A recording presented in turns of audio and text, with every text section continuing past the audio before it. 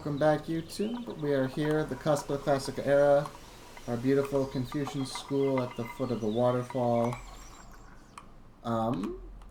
Couple of things. The first off, I noticed watching the video in preparation for this run that I did miss some money on the table with the Builder Star here.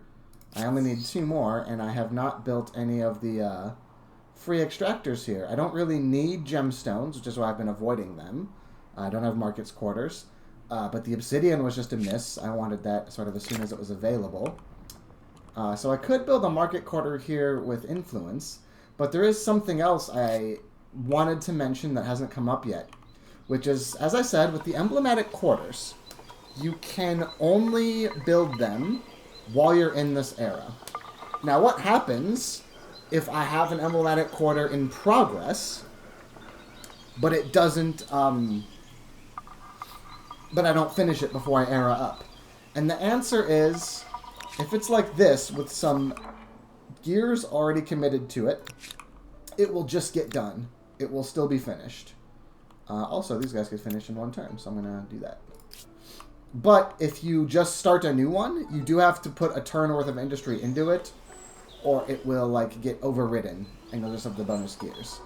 Now, this is important because what I really should have asked as another prerequisite before airing up is, in Haojing, do I have another spot where I want one? And the answer is kind of. So what I really wanted to do, this is quite a... Oh. Well, never mind. I was going to say this is quite a strong one because it can get 4 adjacencies. But actually, these are 3 stony fields and 1 mountain. So it would get 1 adjacency either way, which is probably not worth the delay. But what I could do is, instead of getting one of these market gemstones I don't need, I could just spend 160 to finish this Confucian school, and then I can start building anything, but I shouldn't pick another Confucian school because that will get undone. So I'm going to buy out this Confucian school. With 5 research starts dedicated, I am now in front, which, like I said, I was saying earlier, it's a little spooky that, you know, I was kind of so far behind from my slow Neolithic. But I had quite a good ancient, so it all kind of worked out. And it's also nice. It's kind of nice to be sharing a border with number 2, because then he's not going to go and, like, snowball into insanity while I can't even do anything about it.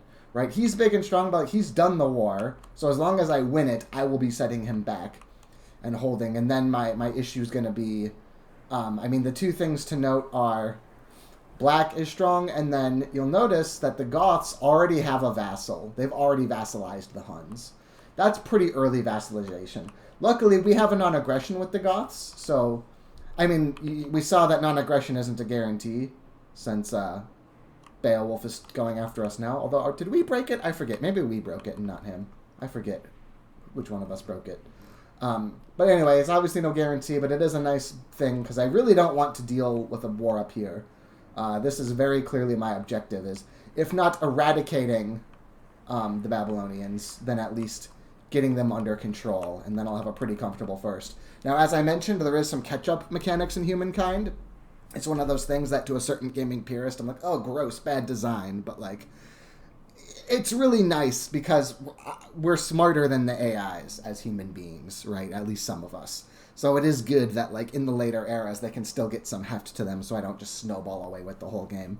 All the same, having a lead in Ancient is nice. I'm often used to being behind for a few eras and then working my way up over time. Holding this strong of a lead at the end of Ancient is a really good sign, IMO, for Humankind difficulty. So, I think we have now sort of addressed the main point. Oh, we didn't figure out what Haojing's going to do. Now... we do have the stable of Pyramses, and that's going to be a big factor as we're looking at cultures. And getting that +2 combat strength on our Zanches is pretty useful.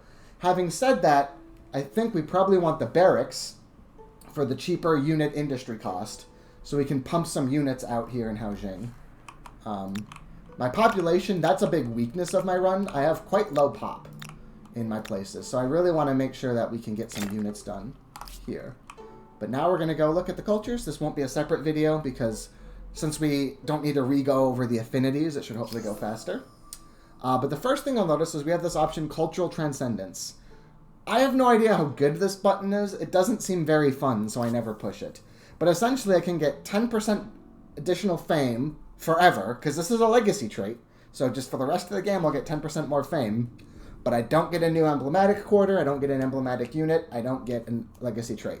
So in theory, this is pickable when you don't really need any of the traits and you really want to still have access to the EQ. It's not a fun button, so I never click it. I can't tell you if it's actually balanced to take some time. I just don't do it. There is an achievement, so eventually there's an achievement for winning the game, just transcending your same ancient culture. So then eventually I will have to see how this button, but not today. So let's look at our cultures. So the Garamantes have Desert and Bloom. This is a really kind of low tier but useful-ish. If you've got a lot of cities, as long as it's growing, which means your pop growth is positive, which it usually should be, you get bonus food. We get a mounted unit. We're keeping in... Oh, it's actually a ranged unit, even though they're on a horse. We have to keep an eye on the unit class, because remember, anything that scales with Pyramses, +2 combat strength. I don't actually know if it counts as mounted. It's actually an interesting... Because its unit class is ranged, but do they like have mounted as like a hidden flag that these guys have? I honestly don't know if these guys get Pyramses or not. But regardless, they're pretty weak in terms of their strength, but moving after attacking, as I mentioned, is really strong. I talked about with the Mark Badas that then all of your units can attack from like the best spot to attack from because they can move off of it after. And then they have the Fogara. So the main gimmick of the Garamantes is that the Fogara gives food per sterile terrain. So that's going to be, you know, especially near the poles, you get a lot of... so that's dry grass. Do I see any sterile terrain to make my point here? Stone field. And the desert also gets some... Okay, I can't find off the top of my head where the sterile terrain's at here. But the point is, it's normally very bad for food.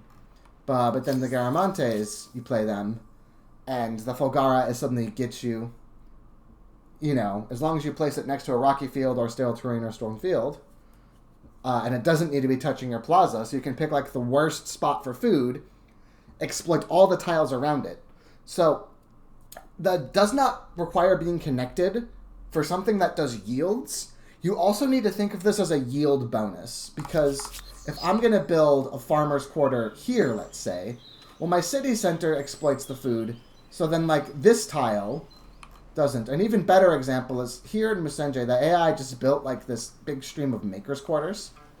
So if I make a new maker's quarter here, then all it does is exploit these two spots, because this one, all the gears that it has are being exploited by this quarter.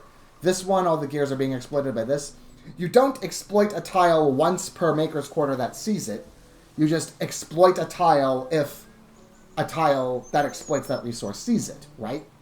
So, because you have to be connected to your city, you sort of are always missing at least one hex if you're connected to something that exploits the same yield.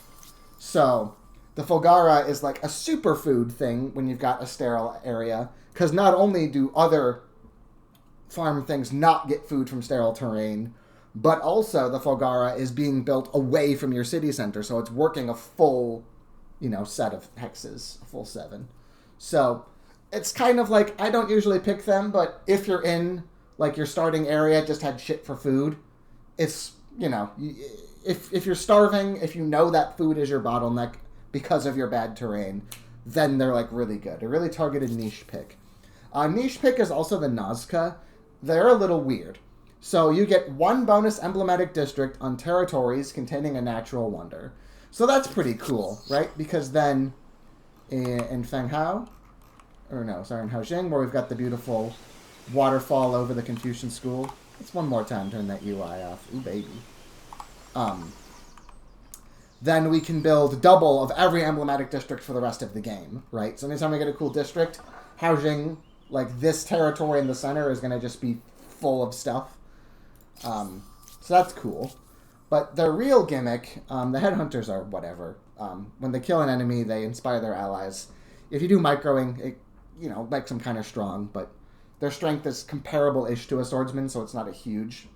But what's cool about the Nazca, they're kind of an all-or-nothing snowball. Because this says, on emblematic district, +2 influence, +1 faith. counts as a religious district, and this is an emblematic district. So what that means, you build one Nazca line. It will go onto my Confucian school, right, and put a little sticker on it that says +2 influence, +1 faith. It itself is an emblematic district. That sticker gets applied to it.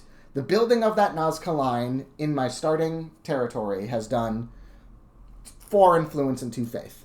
But now I build a second Nazca line, even in the same territory, which I'm allowed to do with written in the land.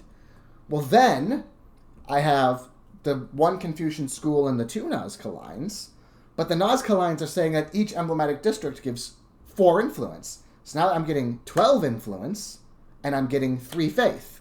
And then I build a 4th Nazca line, and now all 4 of them are giving me 8 influence each, so I'm getting 32 influence and 4 faith. And you see, the more Nazca lines that you put into one city, which can be a bigger amount if they've got a wonder like this, then I would just be printing an absurd amount of influence.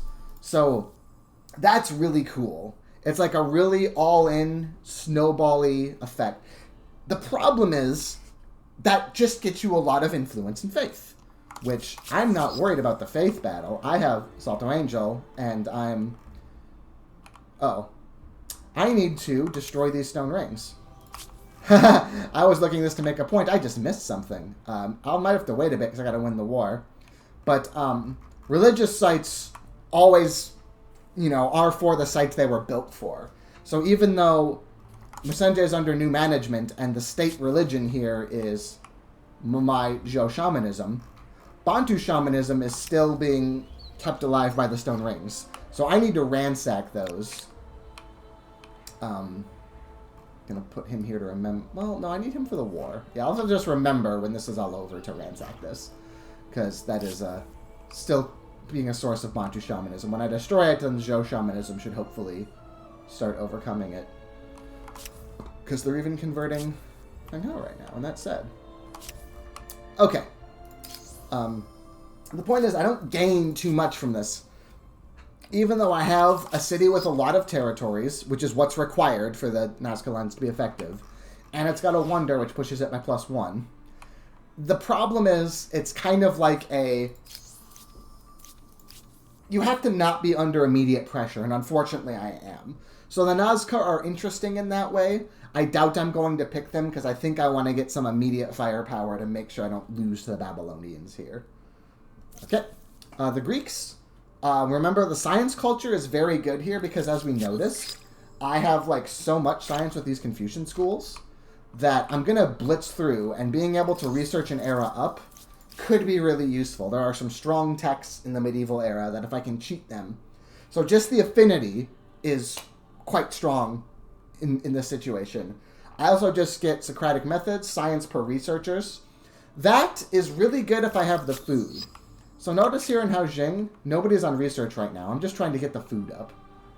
If we look in Feng Hao, nobody's on science. Nobody's on science.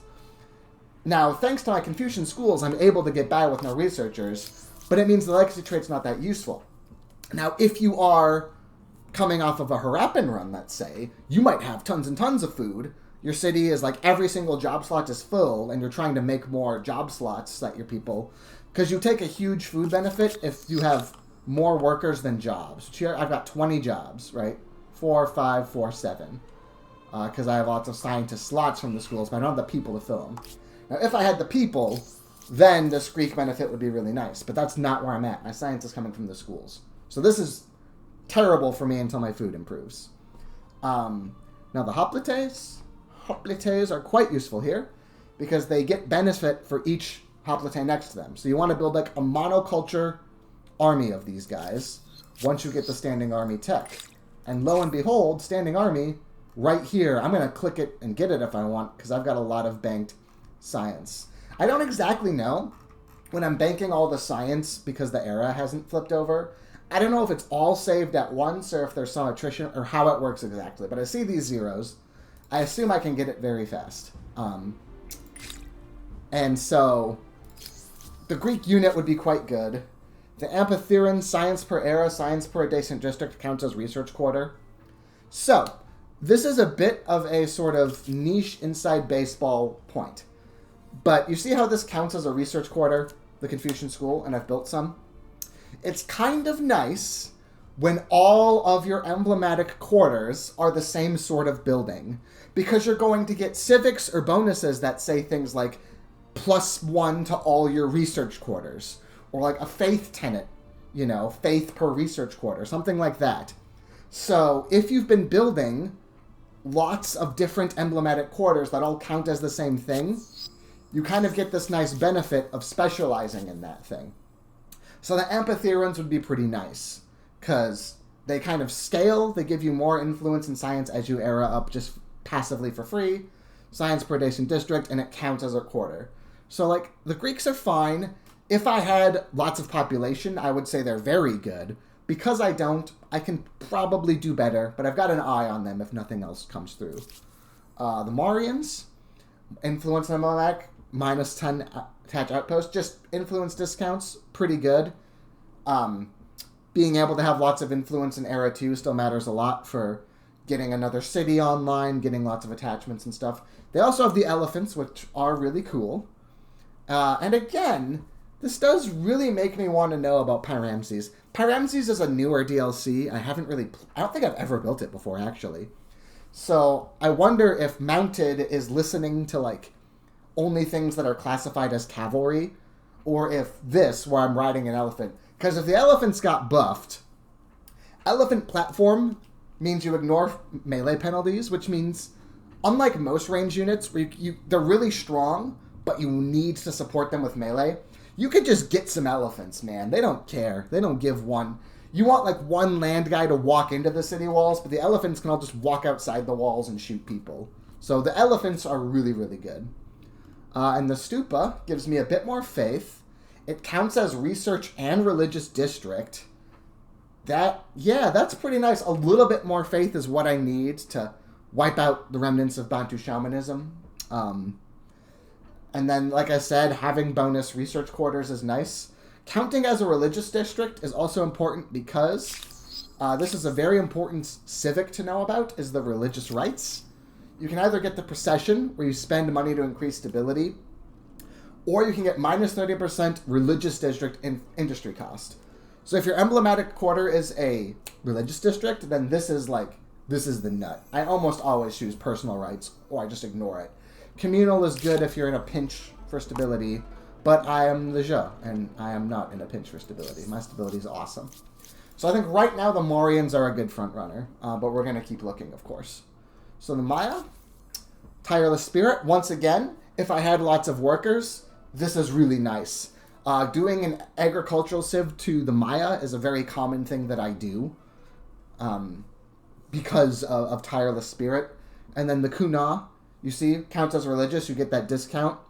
Industry per number of attached territories means that, like the Nazca, it really benefits you having one city do a lot of attachments. And like Haojing still has 78% surplus because of my schools. And remember, every time I get a district, it gets +2. So like just my whole scaling as the Zhe is just higher. So if I took the Maya, I could attach all this stuff to Haojing, and then the Kunas would each be worth a ton, and I could build a lot of them. So Maya, also pretty strong. Not quite as strong as the Morians. The Javelineers are like... The poisoned is just not really relevant most of the time, because your range is 2. So if you reduce your opponent's range, it's like, now I can fight you from far away, except no, I can't, because I'm literally 2 away from you, because that was my range. So it's kind of a weird combo. The Polynesians. So the Polynesians are really cool. So Lost at Sea hasn't come up because I haven't gone to sea. But basically the idea is that you have coastal waters and deep water. And you can sail around coastal waters as much as you want. That's just how people did it historically, like always having little landmarks but near land and stuff.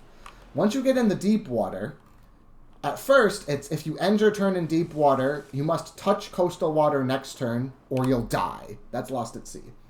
Then as you start upgrading your boats, it becomes, if you end your turn in deep water, you need to touch coastal next turn or you take damage successively until you die. And it takes until, I think, early modern until you can get a ship that takes no damage at all from Lost at Sea. All right? So that's like your natural hard cap. As you start exploring, and I really love this because it does feel historical, you like make little bites out into the deep water. And then you eventually are like, oh, I can't go any further because there's no island to take me. It's just the vast ocean. So I'm going to daisy chain islands as much as I can, but then I'm stuck. Well, if you're Polynesian, you don't care. You've got the navigational know-how. You do not take damage at Lost at Sea. You do get minus 50% maximum movement point. And since the starting boat will have, like, 2 movement, that means 1. But the Falula, you board with trade expeditions, you get 6 movement a turn. And since it's a boarding vessel, it's strong. And it beats other boats in a fight. So that's what I meant, like in the classical era. It's very strong for the classical era. It's got 6 moves. So even Lost at Sea, you still get 3 movement a turn. And so it's got, you don't take damage from being lost at sea. You can go with a Polynesian and just find everything eventually. And so that's very, very, very cool if the deep sea is stopping you. Polynesians, like, unlocks a qualitatively new way to play. And I really like that. They also have the Mare? I don't know.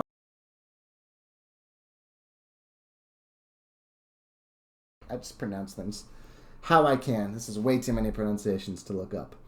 So they scale with the number of Mares in your empire, not just in the one city, like we were talking about with the Nazca. So that's pretty cool. Just, once again, it's that same issue with the Nazca where influence and faith are nice, but snowballing that advantage is not helping me in the war at all. And unfortunately, I have a very pressing continental need. So Polynesians, really cool and fun. I super recommend them. This isn't a run where I'm, like, feeling trapped on my home continent and I need more things to search. I already know that even a basic boarding tech will let me go here, and will let these guys go here when they can embark.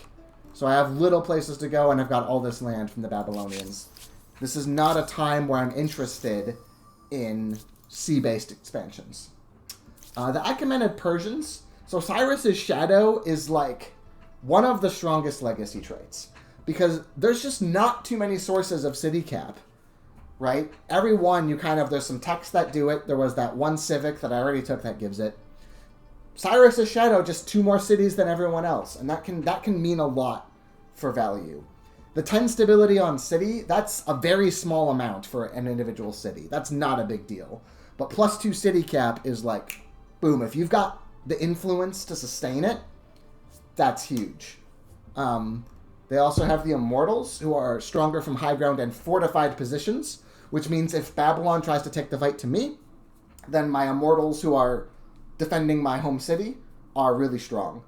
And so they're quite good in a defensive war.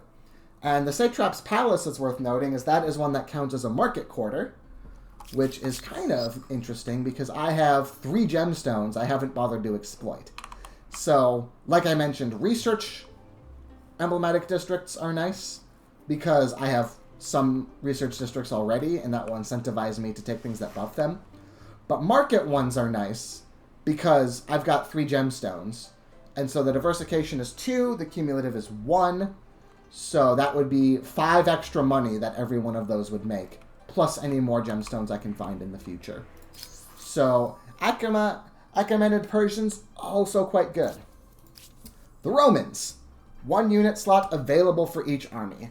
This is kind of weird because with reinforcements, right, since I've got organized warfare, if I've got 2 armies standing next to each other, then they can still reinforce each other. So what does it matter to have people in an army?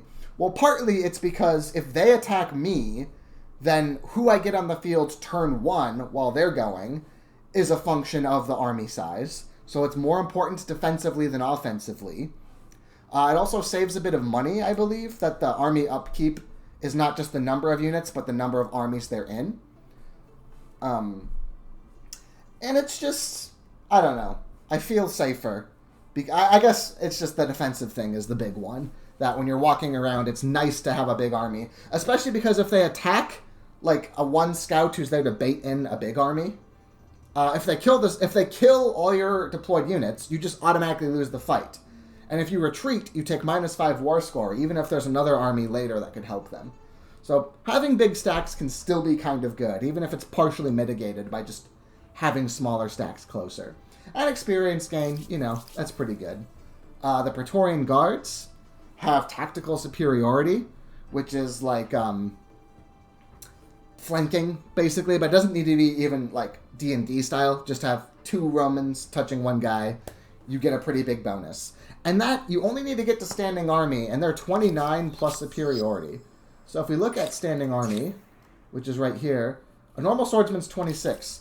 So it's +3, plus an additional bonus if you fulfill this frankly trivial condition of having 2 guards touching. And then their emblematic quarter is interesting. The Triumphant Arch is just influence and stability per adjacent district. Not a huge deal, especially for us. We're good on stability. But 50 fame on Constructible on Victorious City. There's only a very few emblematic quarters that give fame directly. Normally fame, like you have to get stars to get fame. And the buildings just help you get stars. But the Arch, if you have the victorious status, which means you just won a war, which I just won a war. How long?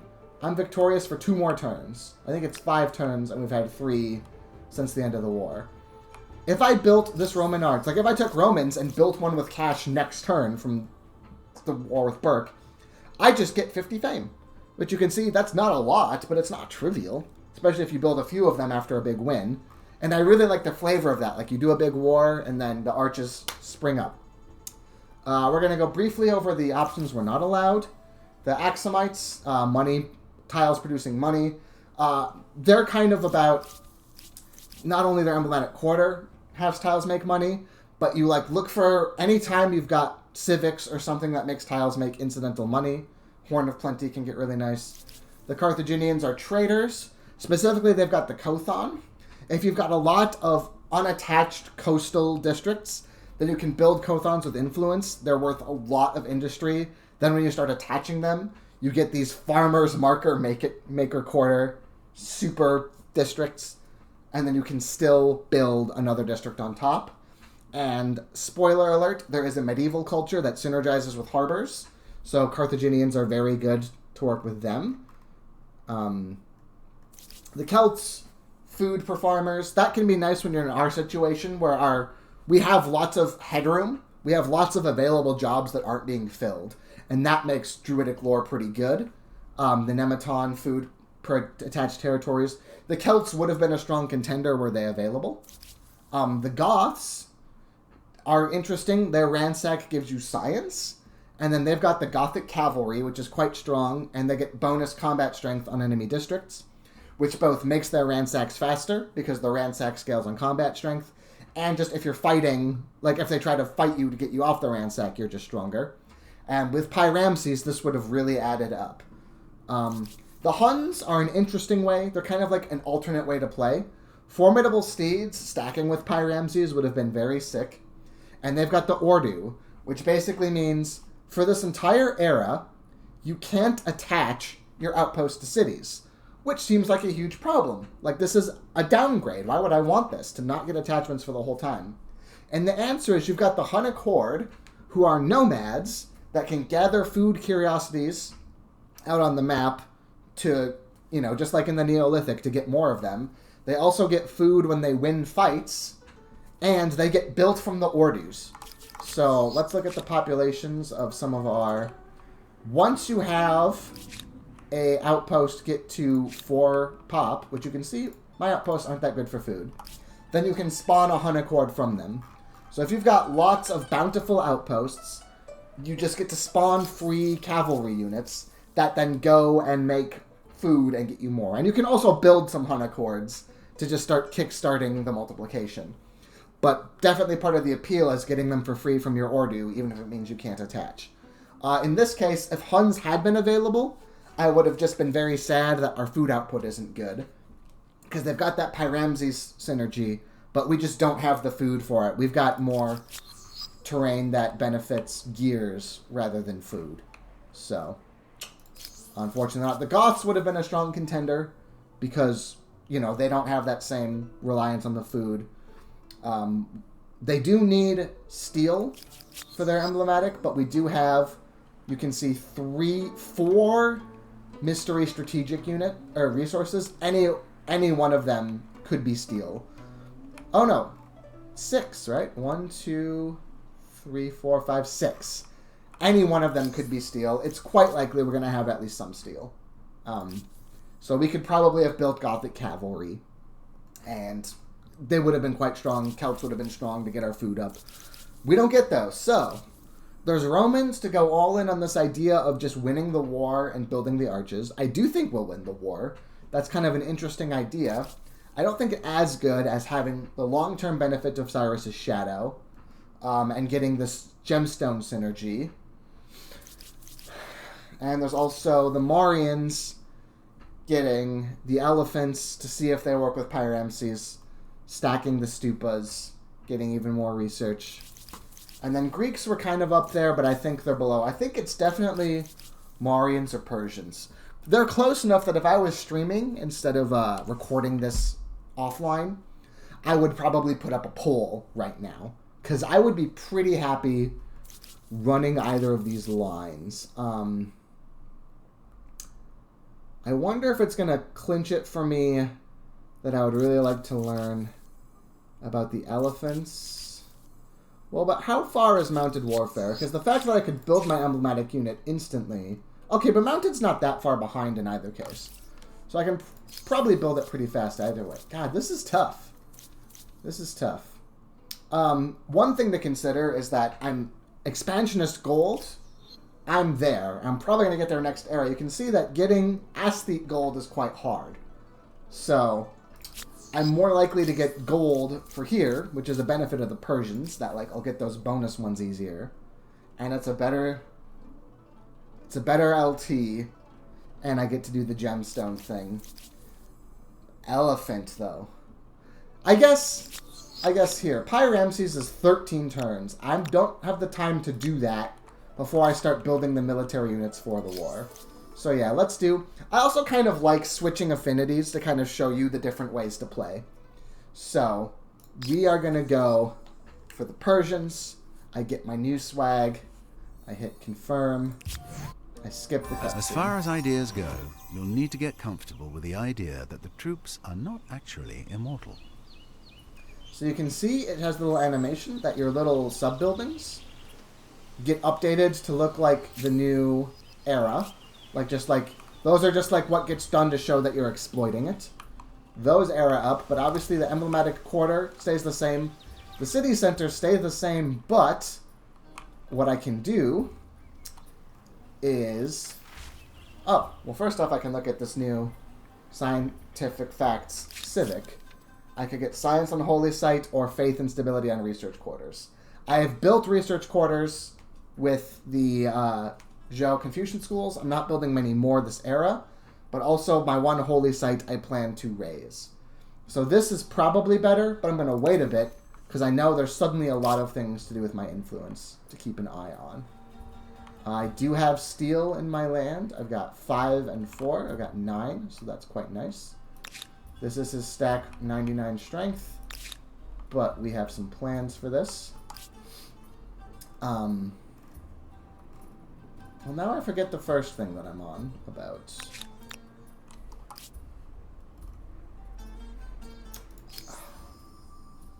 You can say I start with 2 stars because I did so much military and expansion that it qualifies for the bronze for next era. So I have even bigger lead, although Babylon probably will have the same when they go.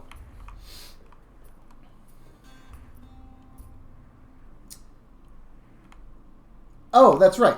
What I was going to talk about was that these little huts of my defeated opponent, what I can do is there's this cute little 1-gear thing called the Administrative Center upgrade, so that I can spend 1 gear or 58 gold, which is really silly. It should be 1 gold, because this is just a cute little cosmetic thing.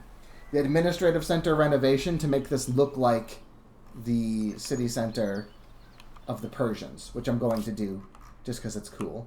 So like the 2 original GeoCities, but now we're saying this is under new management, Osiris' Shadow. I got 2 more city cap, so I could upgrade any of these to be its own city. I happen to know that Haojing could easily handle all of this, and having a big city is pretty nice because you build the infrastructure once and it gets applied to all these territories. So I'm probably going to save that city cap to take over Babylon cities and just administer them. So this one guy doesn't want to deal with this big stack. So he is, after all, going to head towards the stone rings to destroy them. Now, these guys. Okay, so they're going to go start heading towards Feng Hao. I want to clear out these independents just because they're, like, stopping me from walking around. But also I want to heal. So I guess maybe it's... I can just let the independents keep walking around and try a third time to settle this spot. The war is more important. Now, something important... Oh, first off, yes, I've got all this saved up. Okay, no, yeah, so you see it showed it, but then I don't really have much saved up budget. I definitely want standing army. However, this is worth letting you guys know about a pretty important idea. So see, the home guard, the citizens are 20 strength. Those are my militia units. Well, previously, I got militia units just by default. And I don't know what their strength is, but it's very low. So if these guys were about to go attack Feng Hao right now, which is decently likely, then what can happen when I research fortifications is I just get this one-time buff of getting citizens right now when I'm besieged. And they're just a stronger unit. They've got 20 strength, which is, obviously a lot weaker than the swordsman, but a lot stronger than what I would have otherwise. And it's like just free. It's just free value to get them. However, these guys are 28 and they'll be better at defense. So we just want to rush the immortals. Okay, yeah, so I did have some banked, and it looks like I'm very close to getting it in one turn.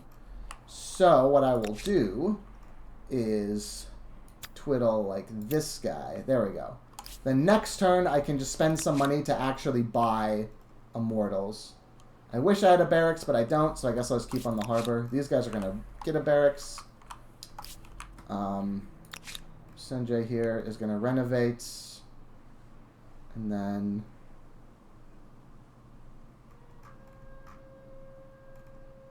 Do they have walls already? Yes. Good job. Only the tier 1, but still, it's fortification.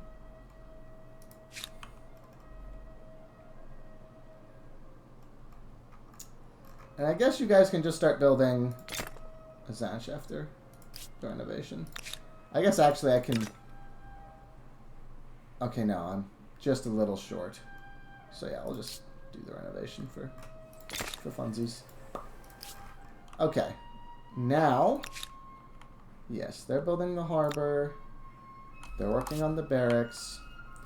I want to get these built with influence. That's what I was trying to figure out, is everything I want with my influence. I might just get these done now, because I know I'll want them soon.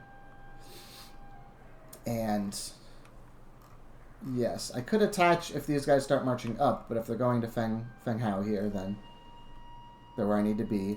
He has stronger units on me. He has a tech advantage. 19 to 27 is pretty gross. I do have the numbers to kind of just pinch him. So that part's nice.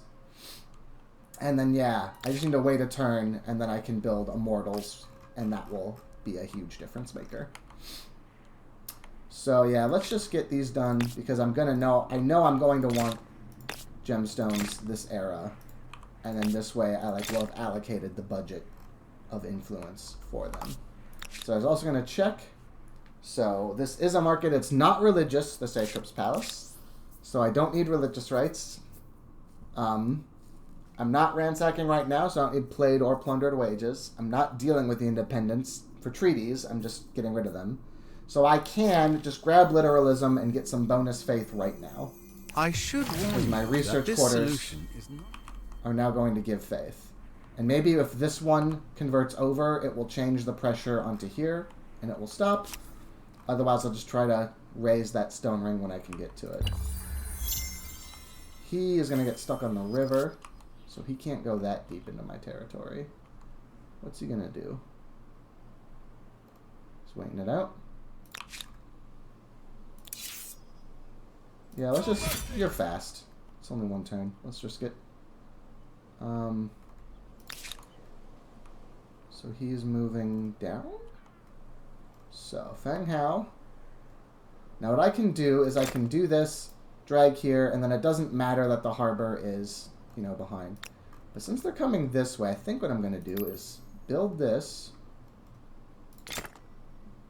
do this, and then next turn the Immortal will be almost done, and I can pay just the remainder in cash. Actually, what I can do... Oh, they don't have the pop. I was going to put an archer up first, have the gears to build the archer, and then, but they only have one population, so the Immortal is like all they can sustain. Food is a bit of a problem for me here. I don't have manpower. Also worth noting that the iron gets exploited through standing army. So, oh, I don't have this one. He has this one. I'll have to go get that iron. I thought I had that one.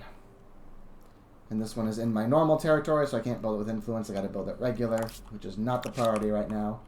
Haoxing's going to do this, and then probably they're going to focus on a Zanch or two because the 6 move speed will be relevant because they're coming from all the way up here.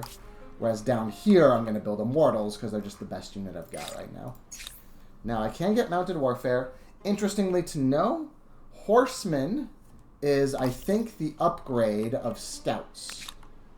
Oh. But Swordsman is the upgrade of Warrior. Yes. So now I'm already going to just spend my gold upgrading all of these. You notice that upgrading yourself also heals you, but you have to be in your own territory, which the stack is not. So they're going to step here. Boom. So suddenly, I do have that one scout in there, but like, or 2 scouts, and the 2 down here. But also now, suddenly I'm stronger because of those upgrades. It's a little bit cheesy how strong upgrading is, but that's, you know, that's what the game is. You get the tech as long as you've got the money, and that was only possible because I got such a big reparation in the war, and I did spend it basically all already. But money well spent, I think you'll agree. So now already my blood pressure about this war has just dropped way down. This is 1 stack of 3 swordsmen and an archer. I've got a 3 swordsmen, 2 swordsmen, a scout rider, and a scout. Okay, that kind of sucks. Swordsman, archer, Zanch. I use a bit more indirect fire, can use a couple of mortals, and then we are just good to go.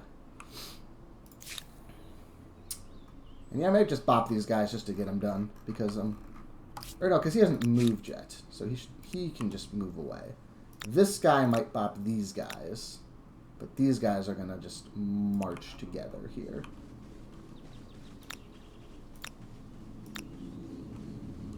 Although this has like only the 1 swordsman, 22, 22, 22. So like the 27 will own them. The Zanch is gonna... I don't even have the Mandate of Heaven yet because you can see my Empire-wide stability is shown here. And we're only strained because these guys need to finish getting up to the top. So I don't have the Mandate of Heaven, so yes, I'm going to just let these peaceful guys try one more time to make this. It's from the perspective of wanting a single primary color to look at and be happy, this is annoying. It's not really harming me in any way because that's a peaceful civ. So, the war is already kind of under control. I have no need to rush Pyramses. I have no need to rush Mounted to upgrade my scouts. So what's just the best thing to pick? Now, having said that, even though I think the war is kind of under control, and I do desperately want the transport galley, because this is what supplants units on Embark, this is what's going to let those scouts go down and get new territory. There's also many strong contenders at the start of Classic. Philosophy is normally very important, because it's another spot to get a city cap. Thanks to Cyrus's Shadow, that's not a priority. Hydrology, early game, it's often good to settle next to rivers, and if you've done so, then the +2 industry on river can be a gigantic deal. In our case, easy way to check how much river action you have is to hover over flood irrigation here, which is +2 food on river. Reservoirs is just the same thing, but you get to get the benefit again, which is why it costs more. But we can hover over this and see it's giving us 18 food. That means flood irrigation gives us 18 gears. Not terrible, not amazing. It's going to get better as we attach outposts that have river action, which Chason qualifies. But it looks like just Cheshon. So it's not a huge priority we didn't have. But sometimes you get very river-centric starts, and then this is amazing. But I am going to just do fortifications, because if he attacks me, I am already feeling pretty strong. But military camps, +1 strength adjacent to a district, whenever I'm near an outpost of mine, that's just nice. I can build the walls if I need them, and I get the instant home guard upgrade. That's just all nice stuff. I might keep this guy on science, just to make sure I stay over half here.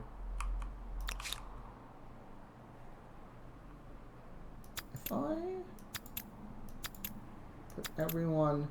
No, and I'm... Okay, and I'm starving. No, everyone's going to stay on food then, because I want to get that up. Okay, so he's going to destroy the false religion, join this stack here. Okay, I would have paid if they had attacked here, but they're attacking up here. So I will pay here. That's the rest of my money. I don't actually really need those immortals. I think I'm going to just not pay for the immortals. This stack is not strong enough to make me care. Okay, so let's look at... So you can hover over like this to see where they're going to deploy to get a sense of the right angle to attack them from. I think in this case, I have all the high ground if I attack from here. Let's get him! If you notice that that went to negative infinity for a second, just as a bit of trivia, what happened is my stack of 4, which I haven't got a unit slot upgrade because I didn't research the Romans.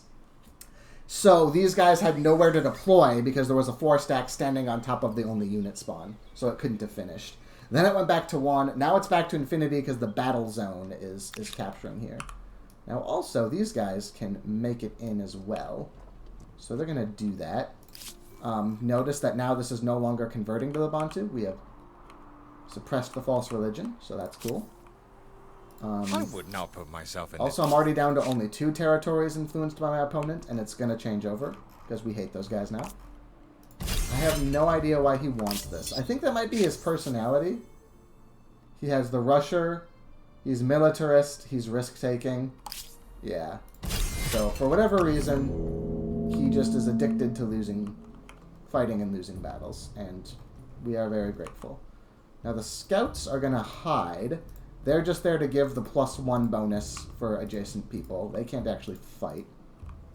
We want the horses to be on the river, so they've got nice, clear charging lanes. The swords are going to kind of just fan out on the front. So, something like this. Alright, well, guess who's got... Okay, I don't have the Mandate of Heaven, but I do just have the ability to do a charge.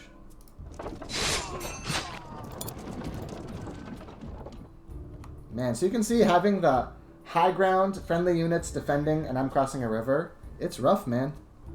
But that's why you want to pick away at their friendly unit buffs. Killing them one at a time. Okay, now you have a shot.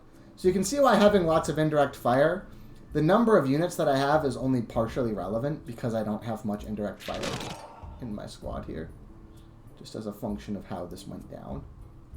So you are gonna do this so that we can, because remember each time a unit, they like take away the control zones. So now this guy can go all the way to here. This, well, I guess kind of already in a useful-ish spot. No, but I want him, I really want to have a flank. So he is going to go here, and then this guy can go here and take this flank.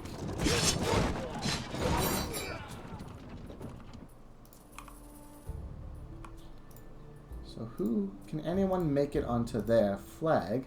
Not because I really care about the flag, because this is not going to last 3 rounds. The flag is superfluous. But what I would like is to have more flank attacks. Otherwise, a lot of times I just don't do all the attacks I can do turn 1. Precisely because they get the they get the defender benefit. It's like you do the ones that are really favorable to you, and that's why attackers get an advantage. But if they're like a mixed, not super useful one, then I can just... Or like this one, I'm only 1 ahead. That's good enough. Because you do want to just take some... You don't need every trade to be optimal if you've got such a material advantage like I have here. I just need to hit them enough that they die, right, at the end of the day. So like this one, I don't have flank attack, so it's all good enough. Oh, this guy should have been put here so that he got a +1. I'm playing it a little fast and loose because I know that I'm just way ahead of the game here. And then he is not going to take either because they're not good enough. Okay, he killed one of my horses. How dare he? It would have been nicer to get out of this with no deaths, but that can be hard. And I will take... horsey. Okay, so now we need to get the flank from my other friends.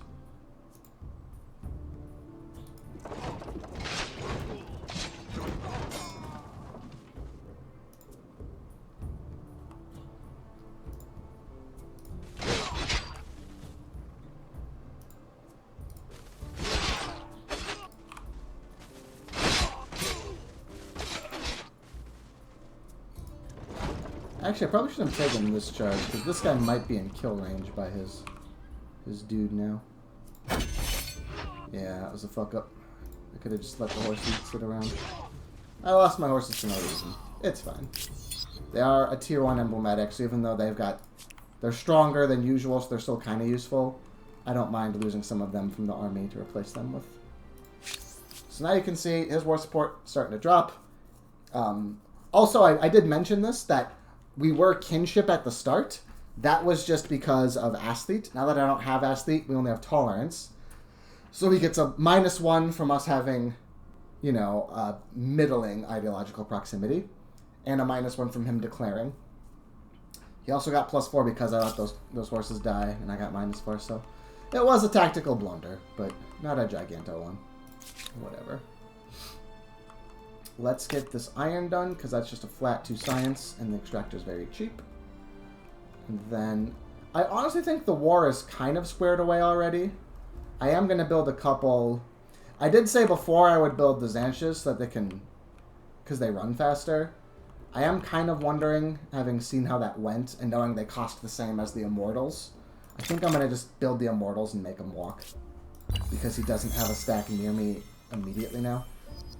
So now we get the fort, so if he attacks my city, we get a benefit. And now we're gonna just start stacking up some guys. So like the Immortal can merge into this one. This is... Okay, so this one we're gonna have the Scout leave. We're gonna have the Archer. Yeah, and then the Scout Rider is also going to leave. And then from this stack, the Archer and the Swordsman shall join. Now we're going to do trade expeditions to go look at that new stuff. And then these stacks are going to go support each other as they walk. This is all still my territory. They all still heal. And then these two are there to support. And then we'll get the 2 up here. Actually, I'm going to split out the Scout Rider because the Scout is slowing him down. Whereas on his own, he gets to have his horsey move speed. And he is going to go colonize this island once I have the technology. These 2 scouts stack up, and I'll just figure out what they're going to do next turn. I really don't know. Okay. You guys got your guy built. You kind of just want food ASAP so that we can get more units here if we need them. So let's just get that started. Especially because whenever I finish Pyramses, that the food per horse is going to give more food. Because it gives you a horse deposit and splits it. Wow. Killing that stone ring converted 4 places at once. And I got a builder star. Yeah, look at that. And these guys only don't follow it because there's no settlement here because we keep blowing it up. Alright, well, let's go on a ransack. And if I'm gonna do the ransack, then I might next turn take the army wages civic to get bonus strength on that ransack and get bonus money. I like strength and money. So he's gonna just start heading down. He is going to execute his movement with his order completed movements. Blue wants to trade luxuries. I have no real sense of what they do. I think I'm going to counter the proposal so that if he pays me money, I will take it. But he didn't have 4 money a turn right now. I don't have the money to go trade. Once I go start getting some palaces down, I will. The Hidden Lives of Cacti. How should I burn? Ooh. So if the war had still been a big thing, patriotic status makes it cheaper to make units. And this might have been worth it. But they've only got the 1 pop, so they can't build a lot of units. And I certainly don't want to spend the last of my money on it. So we're going to just put it in the furnaces and maybe trigger another narrative event. 2 scouts. Have to figure out what they're doing. Maybe they're going to go scout or squat an outpost over here so that the independents go away. Seems like a decent thing to do. Give them the run around here. Okay. Fang Hao. Ooh, 15 industry on the lumber yard. Let's get that done. Sanjay.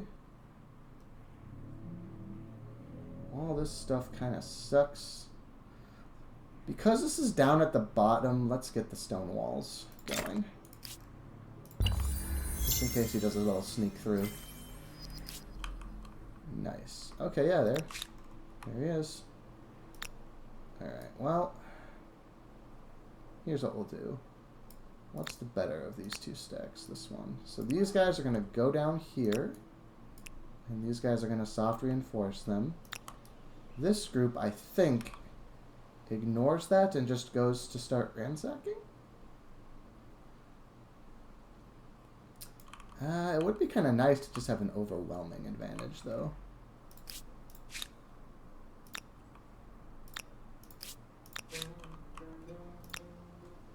Yeah, no point ransacking. I'm just going to make sure my army sticks together. Oh, cacti too. The powerful smell made a potent beverage that gets you high. They can get celebrating for stability, fanatical for faith, or overproductive for industry. Focus on your toil, my lads. We do not need the faith. We are good on that. Okay, now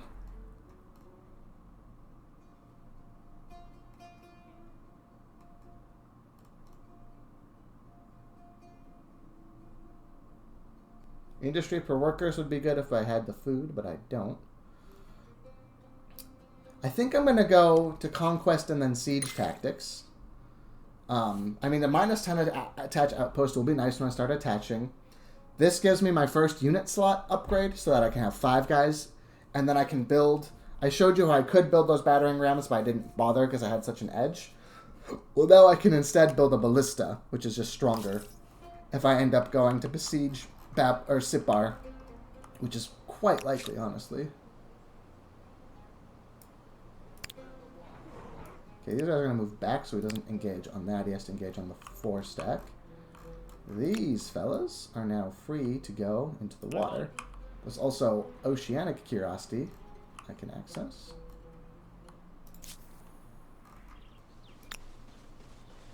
Alright, so where is the best... Oh yes, this is a spot that's free because it's where they were before. Let's do it. Oop! Nope. If they were aggressive, they could go siege it back, but they're not. So now they're going to just ride their sad little horses around until they become antiquated. I'm negative for money right now, but it's going to take enough turns to resolve that I'm not worried.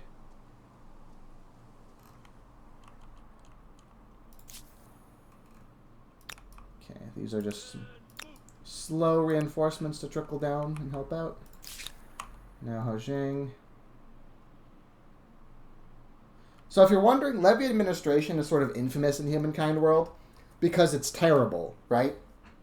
3 money. That's such a small amount to build for a 5-turn infra. And the reason it's like that is because of this family thing, where levy administration is terrible, but once you build levy administration, you've got the first in the taxation family, you can get a taxation office in early modern. Let's go all the way over to the taxation office. 5 money on main plaza, plus 3 per plot deposit. So that's why you would build a levy administration. Not because you want it, but to unlock the next thing. Which means right now it's not useful. This will be useful if I've got more market quarters, which I'm going to get but don't have now. But now might be the time. I do want the food from Animal Barns. But also, 1 palace could get me to positive again, which could be quite nice. So I think I am going to do that first. Just get it done so that I am positive. Okay, so he's running away. Can we catch him? So this always gets a little fiddly where you kind of want to move in some stages here. So they got stuck, but I know the army's here, so we are going to... As much as I want to break away and start ransacking to get the money, I got to just keep this group together so I don't get blown out. So these guys, we did see a curiosity over here, but it's hidden right now. These guys. I wonder if maybe these guys will wait a turn, let these guys stack in. I wonder if this 2 stack can just go ransack and just run away if he brings an army. Okay, these guys are gonna... So they're going there, they're going there. I guess these guys just run all the way up here and then eventually claim this. It's slow, but they're scouts. I wasn't getting anything better for their lives, so why not? Okay, Fang Hao here. We could use 12 industry, still pretty good. Let's get the stoneworks done. Oh, I took my whole turn? That's so rude. So he's running away to home. I was hoping that he would be audacious because of his... Oh, here we go. We caught him. Pretty good terrain, too. Yep. And remember, he's the one who takes the penalty every turn because he declared. I am just stay neutral every turn. So that's a nice thing about being the defender, is that the pressure is on him to make something happen. So these guys are going to kind of sneak around. Now, if he does catch me ransacking with a real army, I have to pay the penalty, right? I've got to pay the 5 war score. But I think that's worth it. These guys are going to go grab this before they grab the territory. Because there we go, 100. The curiosities can be pretty valuable because they scale to era. So that 100 off is just a nice... Okay, so these guys are now going to look for the best spot to found here. Get on the cliff. Go here. 511. Is 511 the best? It kind of looks like it.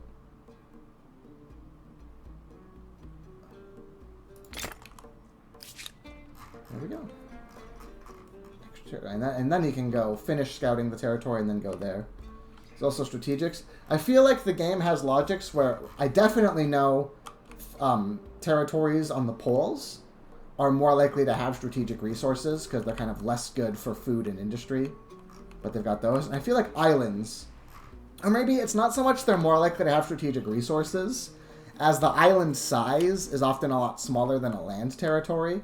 But it has, like, it generates the same number of resources. So it gets nice and dense. Okay. Wheel, Gucci. Looks like it. Now his retreating army is going to be forced to be slower. So I think we're going to catch them this time. So if you go... He can't retreat because he just retreated. And all my guys are in reinforcement range.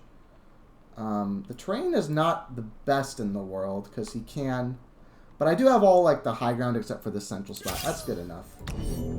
Plus, I just have an overwhelming advantage, and that is a nice thing to have. I only have the one advantage because I fucked up, but now I have immortals, and they have bastion, which means they want high ground. Oh, so I should have moved my immortal to where the swordsman is. That was just a fuck up. That's fine though. We'll just get out of the way. Now check it. 37. Ba ba ba ba. I hit him so hard the other group disappeared. That's weird. So you want to do this. You can go do this. And now that opens up some high ground for this immortal to attack down onto this guy. And this swordsman will walk... Oh, I was going to say give him a flank, but then... Well... Not archers there no more. Now he goes here, and this guy gets 42. 28 strength, 4 from high ground, 4 from air attack, 3 from friendly units, 3 from bastion. Get on. And you see, this is more when they don't have nice high ground they're all defending on. This is the kind of shit you can do with an attacker. But I killed 3 of his units before he got to act, and then I just stop. Can I get anyone in the flank? No, because he's covering it. That's fine. Bonk. Now, sadly, I'm just out of range, but I'm on top of this thing. So now, we're going to go and do plundered wages. 50% money from ransacking. It's not plunder. Combat strength from ransacking. It's an early form of performance-based incentive payments. Give me the money and a war score. Thank you. Oh, okay. He's got another army sneaking through. These guys move through. These guys just need to kind of go backwards so that they don't get involved in a fight. Okay, Feng Hao. It looks like you guys should go get another immortal to defend yourself. Also, how much is the wall upgrade? Oh, I'm poor. No, there's no way. 1255. Okay. Get another immortal, though. And then next turn, these guys can come back and deal with this group. Alright, now you scout the whole island so that I know all of my resources. And then you can go get in the water there. You guys move here and then embark next turn and see. Looks kind of shitty down there. You never know.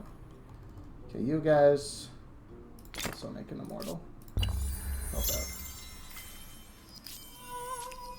Now, I've only got 1 guy here and he's got 4. But if he attacks in my city, my militia get involved. So I'm not nearly so worried.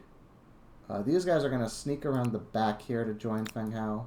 They're going to sneak around here. And we'll have a nice 4 stack of immortals, and that is totally sufficient for whatever problems may arise. These guys are going to march back this way, because we are going to go hit Sipar, but by all walking together through here, we'll get the time to heal in my territory there. This group is going to just wait a turn. So now my money is not positive because I made more units, but it is much better. But let's just get these animal barns done so that you guys can keep growing. Because this is a food infra, I'd be willing to switch off of food to industry if it just made it happen a turn sooner. It didn't. No, I want to... Okay, we'll do it like this then. That's fine. You guys... Oh, they've got this clear runes button. So... Wait, where is the ruin?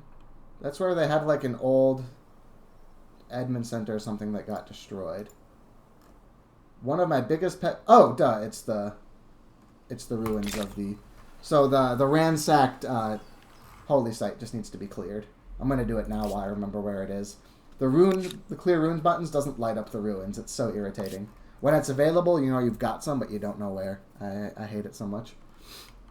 Also, I forgot to zoom in, but like, yeah, this was the upgrade. Now they are in the Achaemenid Persian style, because I took them close enough to this era that I've decided for roleplay that they're under new management. Okay, these guys are going to get an indirect attacker to help out. Actually, they can get 2 archers in 1 turn, so do it.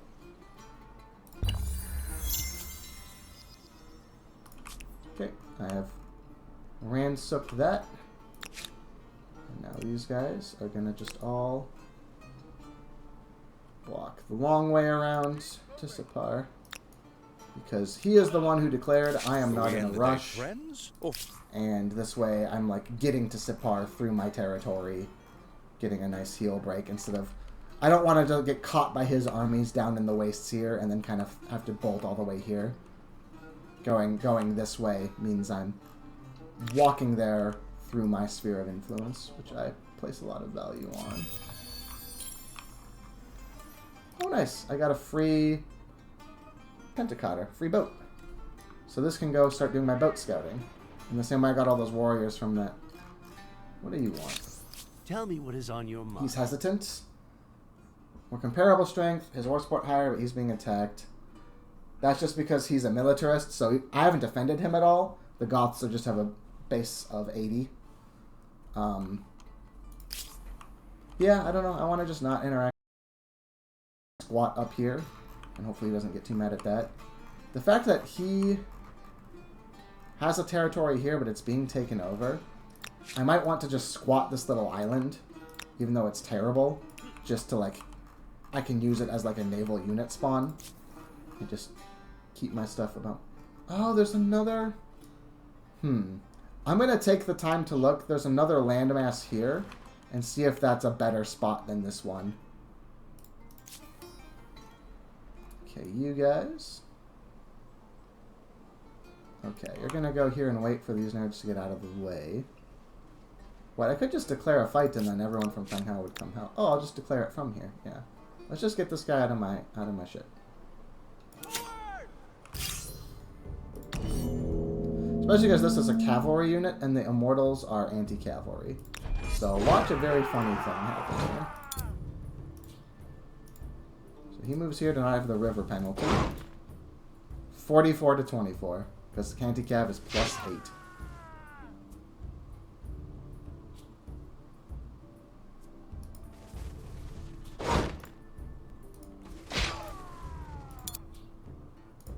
Well, this guy doesn't have high ground, so better soften him up. Otherwise I might lose the fight. And then get a swordsman. That covers the control zone, so we can go here. Now you get a rear attack too. Nice. Man, how's my military? I'm already silver. Nice. Okay. Sanjay. That's only 3 industry, 6 food, 6 money, 2 food. Okay, now this infrastructure is super useful. Let's just get the fountain done. I can build a stone ring now. Wait, did the music just stop? Okay, that was weird. Sound stopped for a second. Hopefully it's not affecting the quality of this recording.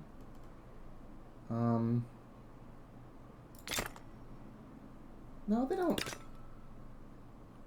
Well, it would be nice if my whole empire is more stable. I don't need that stability now for anything, though. Let's just get the palace going. My money is still negative. Let's just fix that. If you guys are relatively free. How? I don't think I need to build the better walls. I think I've established this is now an offensive war. And 26 food from flood irrigation is hard to beat. So let's do that. Worth noting, I haven't attached anything in a while. Now, I definitely shouldn't... Oh, never mind. I was going to say I shouldn't do that until I finished Conquest. But I did finish Conquest and kind of just lost track of it. But something you should do periodically is you go into the outpost menu here. You can see which one of your outposts like has lots of workers. Because if they're like at 4 of 4 or 5 of 4, they start taking penalties for being overpopulated. And just that's 3 workers whenever I attach Laraweg that I could get right now. But they can't attach anywhere yet because they... Or Feng Hao could get them right now, but Hao Jing couldn't. And I think... Oh no, Hao Jing does have an adjacency. And I think Hao Jing wants all this stuff. Because it's the capital, it's got an 80% stability surplus, whereas these guys are just 3%. They could really just stand to have lots of infrastructure and have all the spots. And yeah, this seems like a good use of... Well... It's going to be all my influence, basically. And I am looking to have these scouts... Well, I guess it's going to be a few turns before they can get anything done with their... Oh, something I should definitely do is get the coffee, food for farmers, and get a nice haba here to get more food. Oh, it's entering... I haven't met who this guy is yet, but he's got more influence than I do over it. That's quite sad. I need to get more influence. I could attach it, and then it would get the influence yields if it's adjacent guys. But it's also... I'm not at war with Unknown. It's not a huge deal. So... Is it worth spending? Now it's basically all my influence to attach this. I get 3 workers on housing right now, plus all of its tiles, which include lots of river action. Yeah, that's a worthy use of my influence. So you can see Haoxing is kind of a weird city, because it's got like this tendril. But I'm going to attach these two to it in the fullness of time, probably not for a while. Feng Hao is probably going to just take Jabba now. Senjay takes this bot stuff. I don't know which one of the two gets this island. Just tactically, whoever is going to be better for making units at the time that I attach it. But now, Haoxing gets bonus workers, and it's got more river yields, which also means that hydrology is more of a priority. So let's shift-click to queue it up after I finish Siege Tactics. Siege Tactics is great because you don't need to build anything. It just gives you, like, these passive buffs. Both, like, being able to stack your units more efficiently and getting better ballistas. You can even build a bunch of battering rams, tack up, and then they become ballista, which is really sick. It can be a really powerful swing. So we do know he's got a stack somewhere around here. Yeah, it's just about... There it is. So...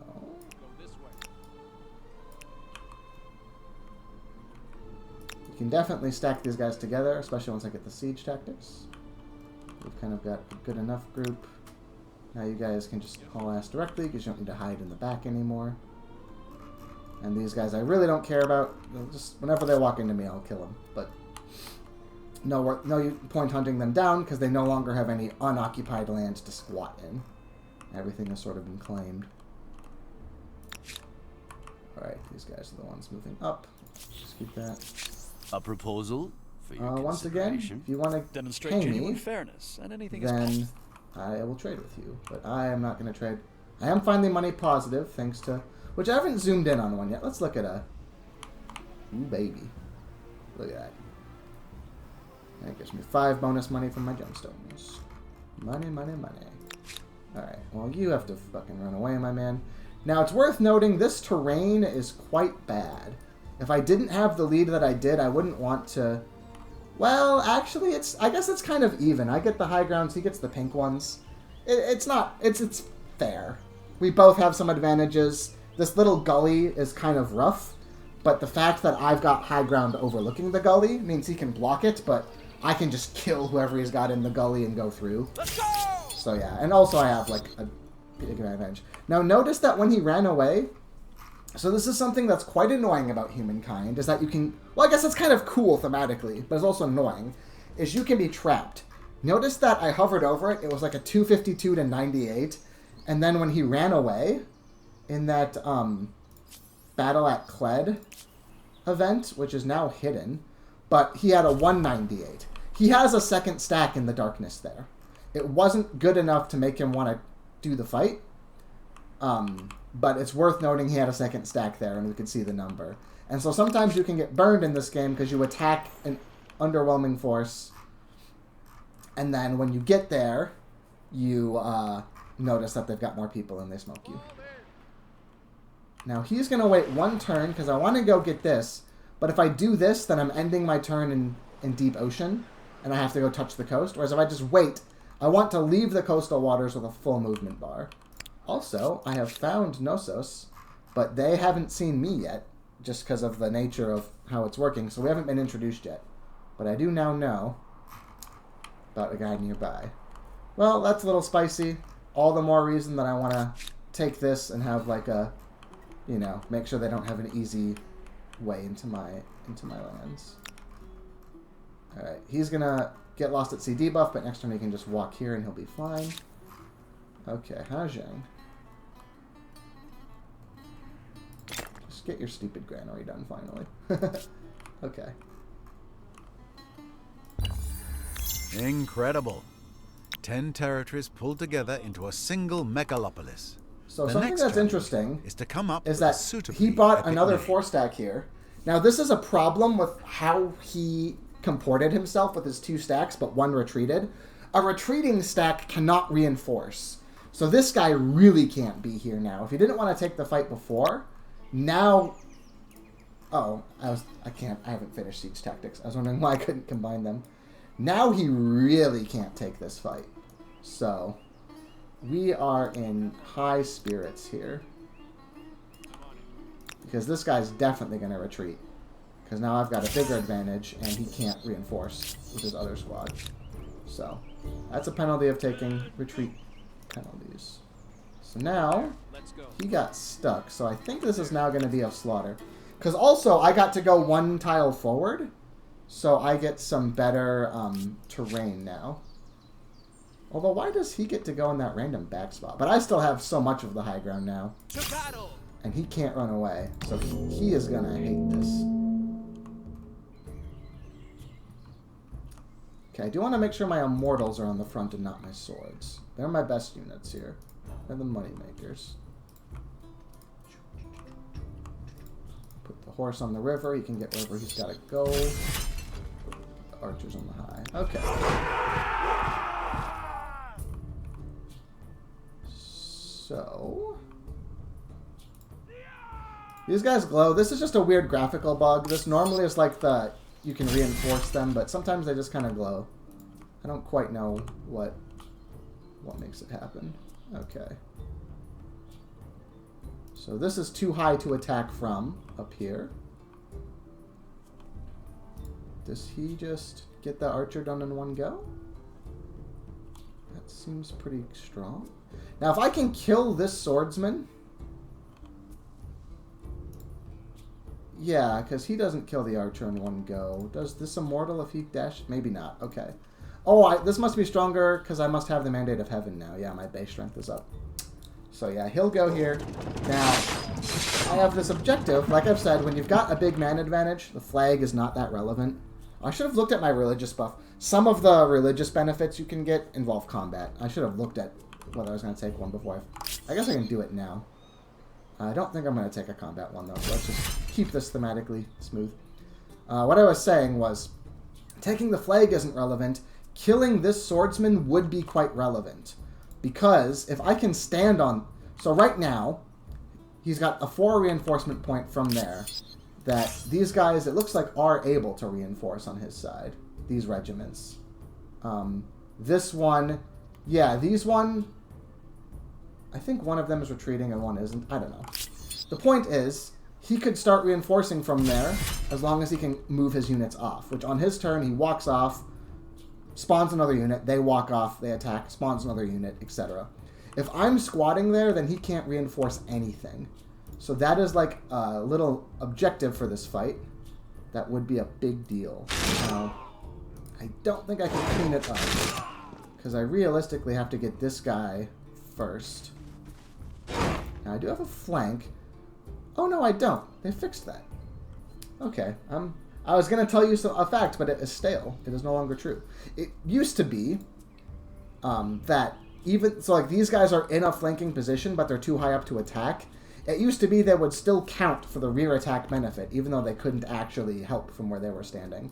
That appears to have been fixed. Good job, Amplitude. Okay, so now he can move here, and he gets a flank. Okay, maybe I can't, because of this river, I can't really have too many people get in a position to help. Okay. Well, can I do this anyway?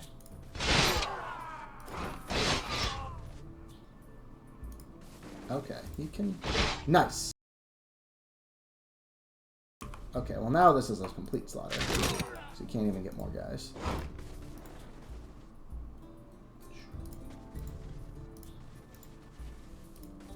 Alright. Won't take that one because it's a negative thing, but yeah. Now he just has to have one lonely little star. So now you can see this is another example of when I was saying how it can matter the size of the army. Because blocking the reinforcement... it looks like he had reinforcements somewhere else too. Because he took a lot of time there and it, like, his size went up. But you can see how the fact that, like, how many you can have in that one stack itself is still relevant, even with organized warfare. So we've got some other dudes hiding in the darkness somewhere. Now, this is a situation where the flag does matter now. Because he has to come find me. He can't, like, guerrilla warfare this, because I'm just declared the winner at the end of this. So I don't think I have much incentive to go hunting in the darkness, aside from looking for these high ground choke points, and making sure that if he comes and finds me, he's got to take a low ground penalty for the privilege. Yeah, I don't need to hunt for him. Where are you, buddy? Okay, he's got some archers hidden there, but then that attack we saw was really gross. And now that I know he's got some archers hiding, let's go find them. Hello. Hello, silly little archer. You're going to die now.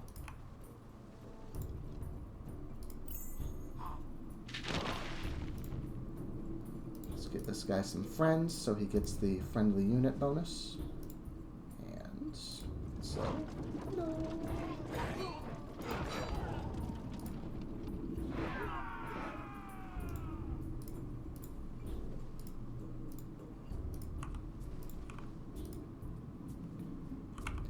Okay, it's round 3, so he's going to get to live unless he kills himself on this one attack, because it will disengage. But I got to take a couple of his other stack for free. Okay, he did hurt my horse some more. Oh, he killed it. He really likes kill. I guess I just like deploying my horses in spots where they die. Oh, but still. I lost 1. You lost 6, I only lost 1. My guys are all still standing in my territory after engaging that, so we're all going to get some heals. That is going pretty well. I would not put myself in this position if I feared the No, this can happen sometimes when you're high flying. Because I'm doing so well militarily, and I could like do this last attach kind of whenever. I already have the stars to era up because of my military prowess. This would be, I think, generally speaking, way too early. If people are speedrunning, there is kind of, because the other cultures can be so strong, there can be a bit of an incentive to just era up as soon as you get there, and then the tech advantage that you have. Like, I lose the opportunity to farm some easy stars. You can see how Babylon is, like, still era 1, but only 400 behind me, because they're just getting tons of stars all the way to gold. But if you get the tech advantage from eraing up fast, that might just not matter, and you can just get a big domination victory. That's not how I like to play. Because the city becomes famously green, while everyone else is green with envy. I don't know what I looked at that made him say that. Though sometimes the narrator just says things. You kind of have to be like, okay, like he's like your drunk uncle or something. Anyway, I was going to say, I feel like the intent of the designers of Humankind is that you're supposed to make sure that you're keeping an eye on your fame throughout the game and not just eraing up as soon as it's available to get tech benefits to just win a domination victory where your fame is an irrelevant number because you're the only civilization left. I don't know if the game is actually there. I kind of like cooperate with the game by caring about fame, even though I think secretly if I were to just say, yup, attach one more thing for gold expansion, get some powerful medieval civ, and just destroy the world, I would probably do fine.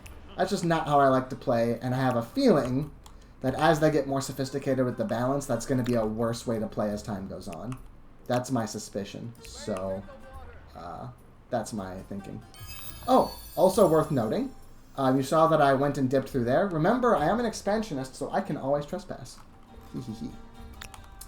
Now I've got 2 of these guys. We're going to split them up for now. Now we're going to move here to make sure that I can make it back to my... Oh, no, I can make it back to these shadows because I can trespass. Keep a wary eye on the Carthaginians. Okay, they're with strong ships on the waters and elephants on Hello. He is benevolent and open with a lover. So we might... Babylonians are good traders. Once I get my money going a bit, we could get some productive trade with them, except for the fact that they are at war with the Goths, so I should definitely wait and see who's going to win. Now, finally, I've been putting this off for a while. In the tenant screen, I get to pick a tenant for my religion. 3 religions have beaten me, and they each took one. Virtuous as water is taken. I don't care. My stability is awesome. Shelter the true oracles. I mean, I have built preferentially next to mountains because of the Confucian schools. It's not that useful. Respect the sea's bounties can be quite nice if you're heavily coastal. Having said that, most people agree, and I would as well, that abstain from intoxicants is the best tier 1 tenant. Because industry is really useful. You want to be near forests anyway. It's just good. For completeness, there's also money on luxury. Now, actually, reject luxury is really strong here, too. Seek wisdom is science on strategics. This can be good if you're really hurting for science and happen to have a lot of strategics. We have strategics, but our science is fine. And then the combat ones I mentioned, smite unbelievers, cheaper upkeep and experience, and hunt the infidels, war support increased. So I could have taken this and then gotten 10 more war support. As it happens, War support is fine. I'm just winning by a lot. I don't need it. I'm definitely taking... Now, normally, if you don't know, just default to abstain. It's almost always correct. Reject luxury here is actually worth considering. So it's 5 money per deposit. So I've got, what, 1, 2, 3, 4, 5, 6, 7, 8, 9, 10. Gonna get that 11 soon. I got the 12. Something like 12. That was a rough and ready count. That neighborhood. So that's going to be about 60 per turn. Like, that's quite significant for money. But how good is abstain? Now, just like with the river, you can kind of... Because it's +2 industry on forest and woodland and religious district. I don't have religious districts yet. And +2 on forest and woodland is just double the value of lumberyard. So you can go here, look at lumberyard, and multiply it. I'm getting 12 industry from lumberyard. I'd get 24 from abstain. Take me from 149 to 173, I think. Lumberyards in Feng Hao are worth, so that would be 30 here. And that would be 18 here, so 36. So quite significant value from abstain. And as I start attaching stuff, that value goes up. Whereas the luxuries, I've kind of got them already now. That's just going to go up once per time I find a luxury, which is small. Because trading won't do it, because it's only on the deposits that this happens, not on the trading. Some things will scale off the number you have through trade. Not this, it's just the number. Whereas abstain is just... So I think I've got to just take abstain. But it is interesting that luxury is still quite strong here. But especially because I've got the Satrap's Palaces, so I can use industry to turn into money via building my emblematic district more. So we're going to take abstain. Now also, you can just rename your religion. Right here, I could just name it whatever I want. But also, they let you take a historical religion, and then you can have your holy sites look like that, which is just a neat touch. You can also pick this and then rename it to get like the cool things while still having your own name. I kind of like just having the names of historical religions. And looking in this one, I think Judaism is probably aesthetically a good match for my Persian setup. So I think we're going to go... we could have done Taoism with all of the Confucian schools. I think I like Judaism, abstain from intoxicants, and choose. So now I am the leader of Judaism, and all of my cities get these nice benefits to their gears. Okay, Feng Hao.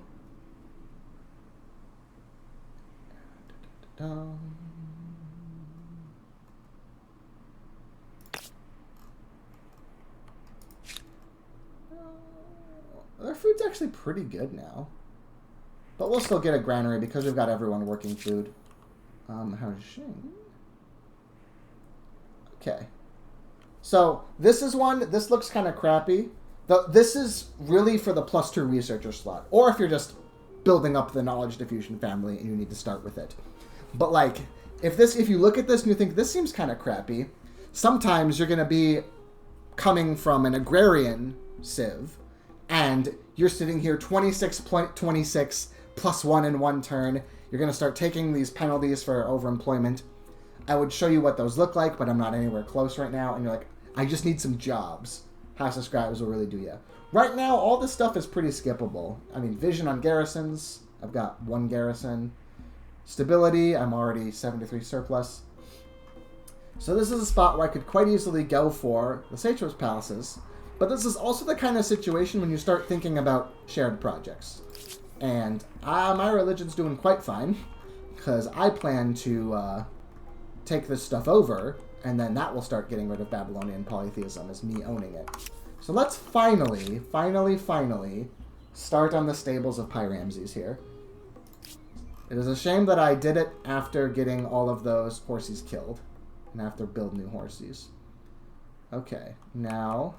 this looks like the spot to build it. 22 stability, 21 food, 25 gears. Because it's also exploiting some new forest, which matters a lot for abstain and from that. Now, with a shared project, I can have any other city contribute to it as well. And they probably will. This guy should not work money, because the Satrap's Palace will get me money. So let's have them all finish that.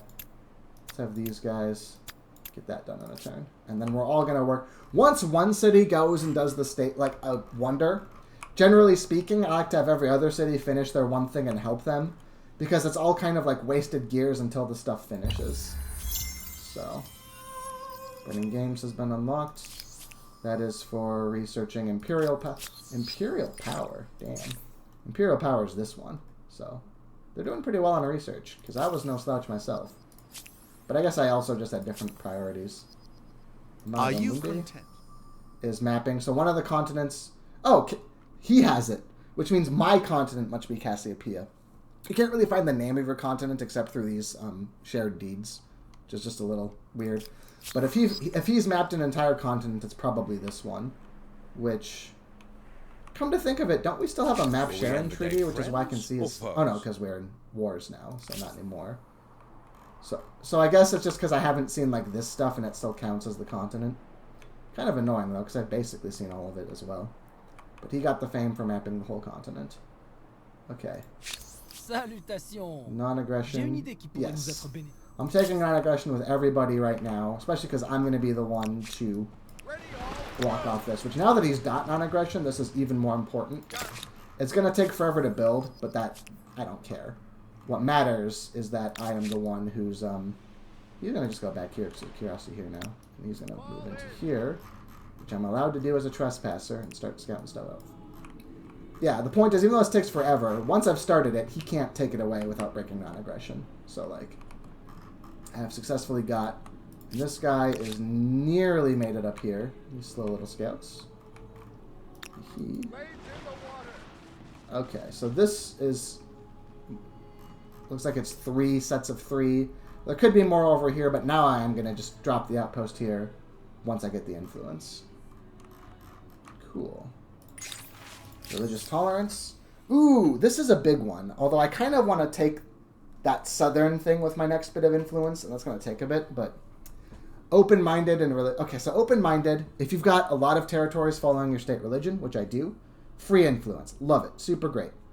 Religious hostility, it gives you more faith, and crucially, you get this, which is if they've got a different state religion, you can get a grievance about them having the wrong religion. So, remember how I mentioned that sometimes you get these situations where neighboring empires are like just scrupulous to not give you a grievance, so you just can't declare war unless you're militarist to get that free plus 80, or if you just abuse this expansionist under one banner to annex stuff without war. Which, by the way, I'm not bothering to use under one banner here, because we're at war, so I can take his territory through just winning a war and taking territory in a war. Oh, also worth noting, let me finish my last thought and then go to the new thought. So, that, when you're in those deadlocks, it can be very, very useful to grab religious hostility and then get a free grievance unless he converts to your faith. But sometimes they will just convert to your faith when you give them that. I'm probably going to do this because I am getting pinched on influence and my religion is doing quite well, and it's going to start doing better once I win the war and take the land here. And Judaism will be strong. This one is going to be Shinto. But even then, once this becomes Jewish, then this will probably go back off of Shintoism, because you can see it's 47. And then once this top link is putting more Jewish pressure on here, that's probably going to be enough.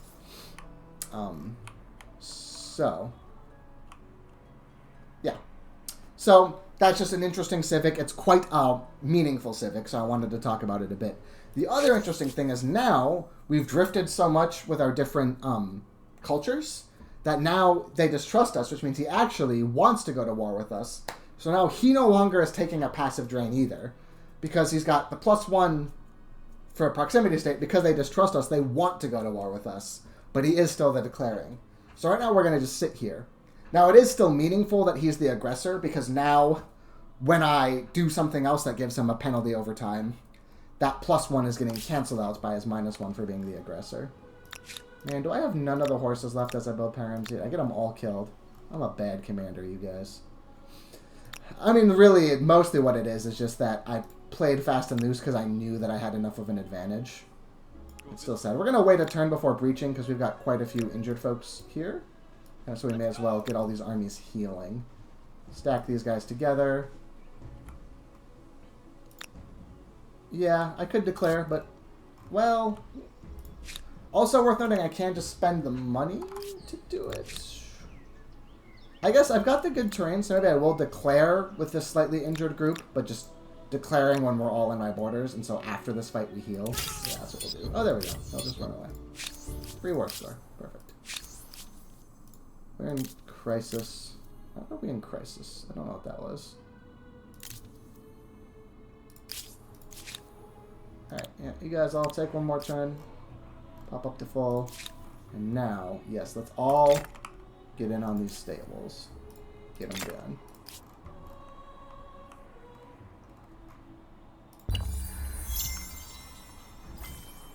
Siege Tactics is done now, which is excellent, because now what I can do is just donate one immortal to every stack.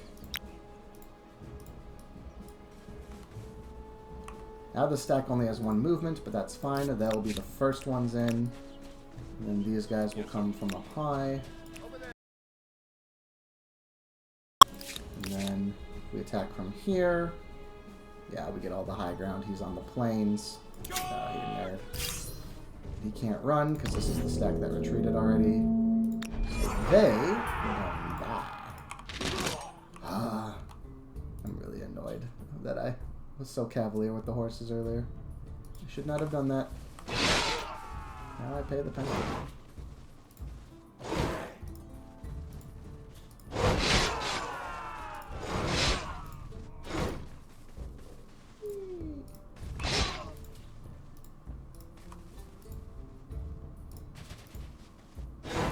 You can get over here this turn. You can get in range of both.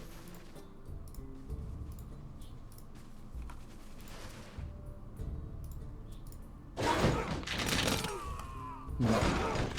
Antiquated. You can see why having emblematic indirect attackers can be a big deal. I guess I'll just give them a turn and then next turn fight them without the defender bonus. Actually, finish capitalizing on these flanks. Oh, he had more reinforcement. Ooh, he had quite a lot of reinforcement. Interesting. Where are they coming from? Ka-ching. Ka-chong. Ding. Dong. Oh, I guess the archers should really get involved. No point. The flag is on low ground, so I'm not going to squat that.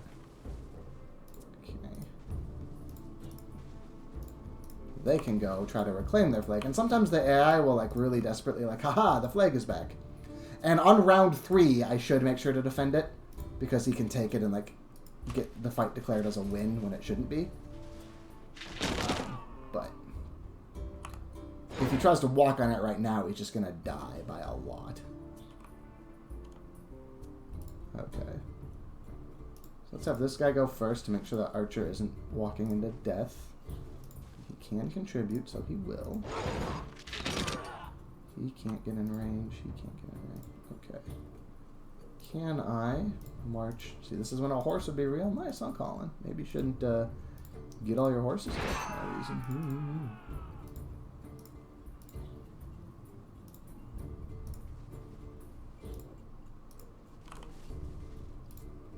Okay, guard the flag just for in cases. Can you get anywhere that... Oh. Okay, this guy can still move, so he can move here so that this archer can take a tile that sees that. Well, if he chooses to attack me, he'll probably die. Yay.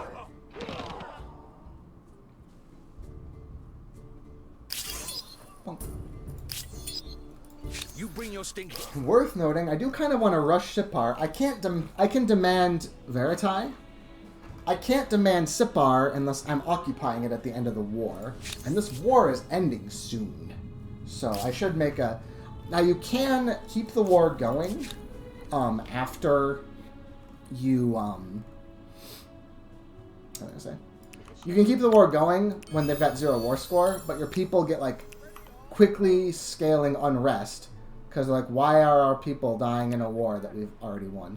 This guy can go shallow, because he's going coastal for his next move anyway, so it doesn't matter. Or go deep, not shallow. So I don't want to keep the war going much longer than it will take to get him to 0 war score. But I can do it a bit to make sure I get Sipar. Like, right now, Cyrus's Shadow isn't doing anything for me. I have that 2 city cap that I'm not using. And I have another city cap available basically whenever I want it. I really want more cities. There just hasn't been, like, all this territory I want to attach to my big cities because they've got the stability for it. And then I don't need to build that infrastructure again. And, I mean, Cyrus's Shadow is always good. It will be useful in the fullness of time. But, I definitely want to get this city out of the war. Especially because that will help Judaism very strongly. So. He influences this one. That's fine. We'll probably turn over once this gets done. Now, I do think, having thought about it, I want to grab Open-Minded now. That's going to be a lot of influence, which will help me get the influence to do this and other things. I don't think I'm really spoiling for a Casus Belli. I mean, maybe I'll want one to go to war over here, but I've got all this land to kind of chew up first. And if he's belligerent, he's a rusher, militarist, risk-taking, I bet he's going to give me another reason to go to war with him later, after I take his first territory. Generally speaking, if you're able to get one war with somebody, you can get another if you want it. So that is not something that worries me. So that what I'm going to do here.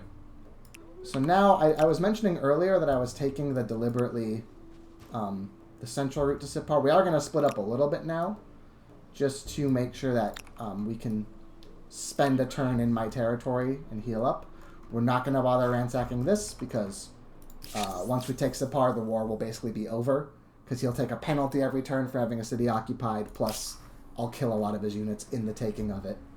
And then in the war, I'll just demand this. I don't need to ransack it. It's just going to become mine. So I'm going to become open. It all sounds well and good until they start worshipping delivery services and bank accounts. I'll have to wait a couple turns, but that's fine. Yeah, similar to this. So this could be a bit troublesome because I've got that non-aggression pact. So if they've got a settler about to take this, then I can't kill it with non-aggression. I just don't think they do. I think I've got the time. I guess I'm probably taking this first and this second because this is, like, really safe.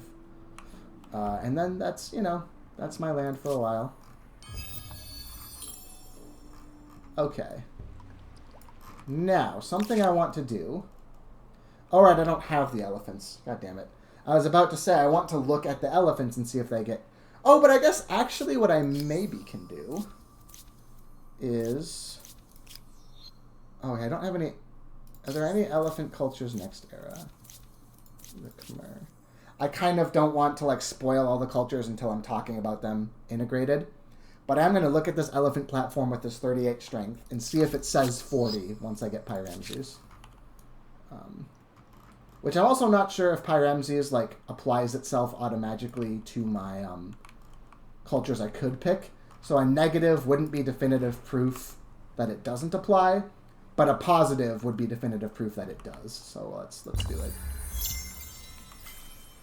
Have hydrology. A wondrous work indeed. No doubt the neighbors are eyeing you with a so great I've got deal of 4 free jealousy. horse, which makes all my horse barns worth more, and I get more for making units. I got those bonus shields. I got that bonus stability. It just looks cool. I can get in one shot Angel, the Confucian School at the base, and now the Grand Stables. And let's go. Quick C. Okay, so it's not the non-definitive negative.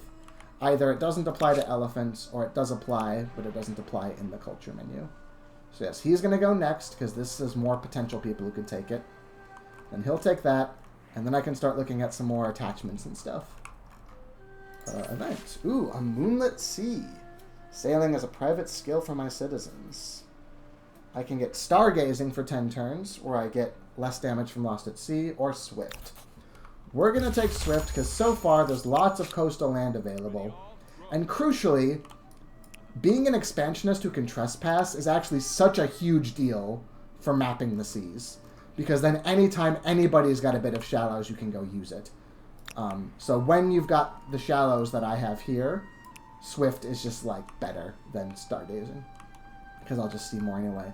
Also worth noting, that's part of why the Polynesians are expansionist, is that useful combination. Okay, now these guys, where the hell are they going? I guess they're going to go here and just hunt for curiosities along this border. And maybe start to squat some of this stuff. It's just kind of a squatter's free-for-all. But I'm not nearly, like, if he takes this, I'm not nearly so fussed. It's just these kind of, like, bridging islands to our mainlands that I really... This one is bridging to, like, some random coast. It's not nearly as important. Okay. So now... Yes, you guys are a little injured, but nothing horrendous.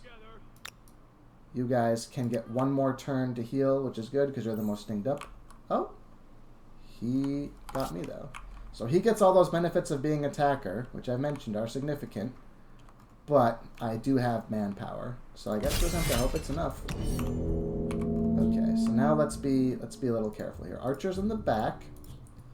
The healthiest, because the immortals get the high ground benefit, we would rather sacrifice the swordsman and say every time you want to swing at an immortal, it's got to be an immortal with the high ground benefit. Because that shit is going to be strong. And we want the healthiest immortals on the front lines. We're going to stick one immortal up here.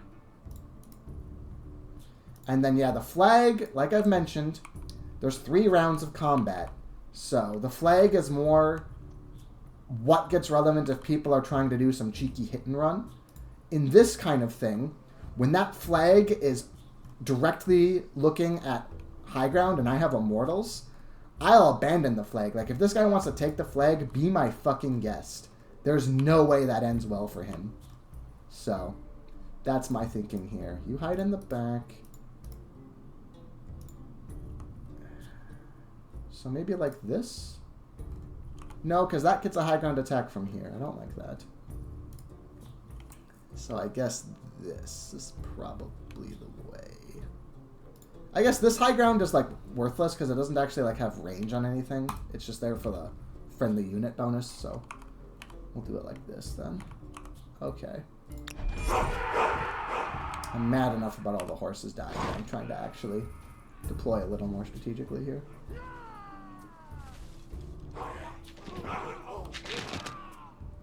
So, the indirect fire is a big benefit of being first attacker, but you notice he did not get nearly as much value for this turn as he would have liked.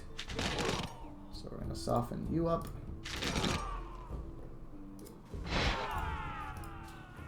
You're going to go like this. You're going to finish.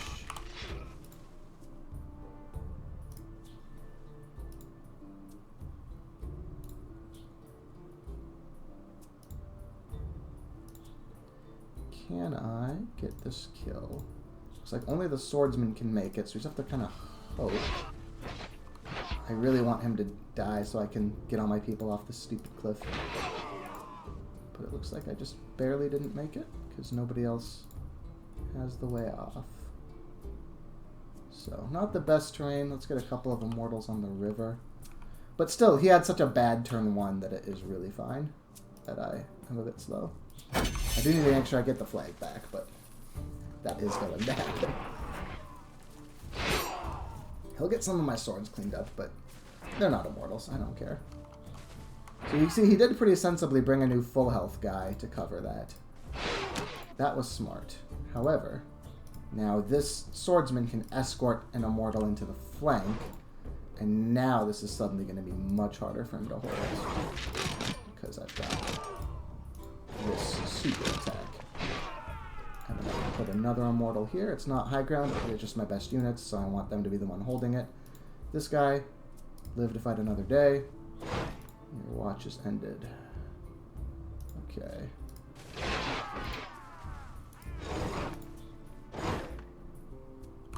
Can I get anybody in this flank? Probably not. Oh, but I can get all the way over here. Damn.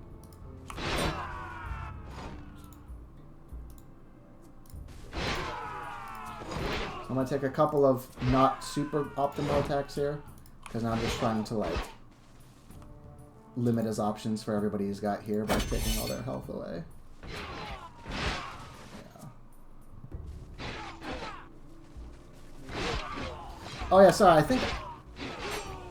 I just realized that it's worth noting that there is an asymmetry. I think I kind of made an off comment that implied the wrong thing. So if it ends, if I still have my flag after 3 rounds, we keep going for 6 turns. A figure that's based on how many people are in the combat. Him getting my flag means that he wins. Me holding my flag doesn't mean that I win. It just means that I fail to lose. So I can't, like, just hold my flag for one thing of combat and then it's over. I do actually need to, kill everybody. The good news is I can just take all my units and kill everybody. Although it does a bit suck that he's, like, hiding in his fortified lands there. But I can just start running a secret mission over to the side here to go occupy his fortified positions. And then I get the Bastion bonus, and when I've taken over his fortified positions, I'm, like, super strong. I am going to refrain from attacking with the Immortal here this turn, because it's not the greatest attack in the world, and I'd rather get some better ones next turn, I think.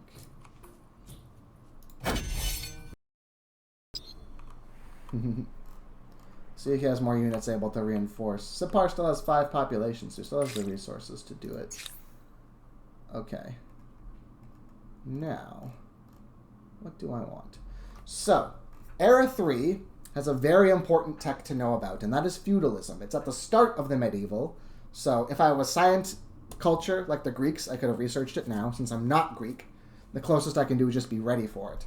But it's very nice to be ready for because feudalism has colony model, which means that when you make a new city, it has all ancient and classic infrastructures. Now, I have Cyrus's Shadow. That means I can just spend influence one time to get a brand new city with all of its buildings done. Plus, I get crop rotation, more food on tiles producing food, plus the better home guard.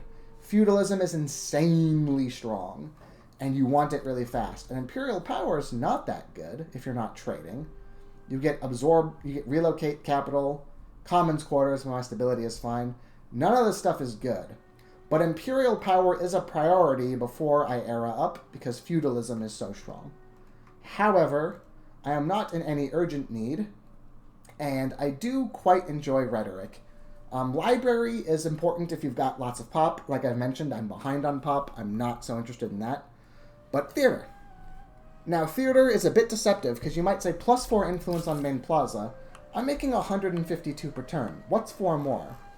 But what matters is that that's influence that's attributable to a city. So in this menu, the cultural menu, having the theater lets you push back other cultures better.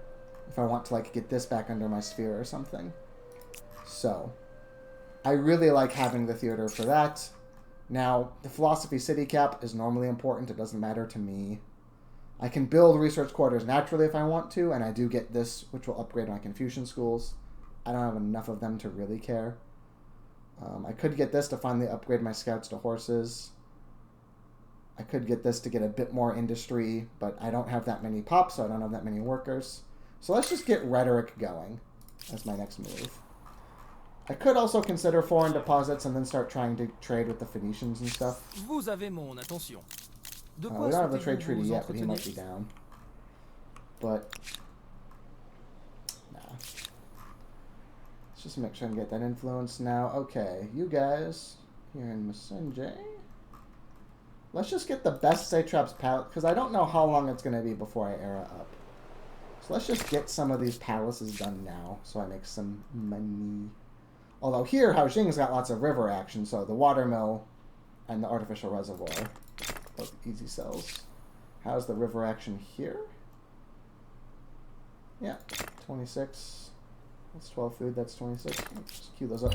Debate and discussion. I don't normally queue more than one thing at a time, just because I like having the intentionality of every time I finish a building to, like, look again at what the situation is. I'd rather have my archers contribute to this guy, because this guy's going to be harder to kill. I've got lots of angles on the other end, so. If you don't notice, I'm walking these guys around to get like the red outlines to see who they can have range on. Since this guy can't get range of him at all, I'm okay doing this. Okay. So let's have you, Injured Immortal, finish this off. So that the highest health Immortal can come take this attack and see if he finishes it. He does! Okay.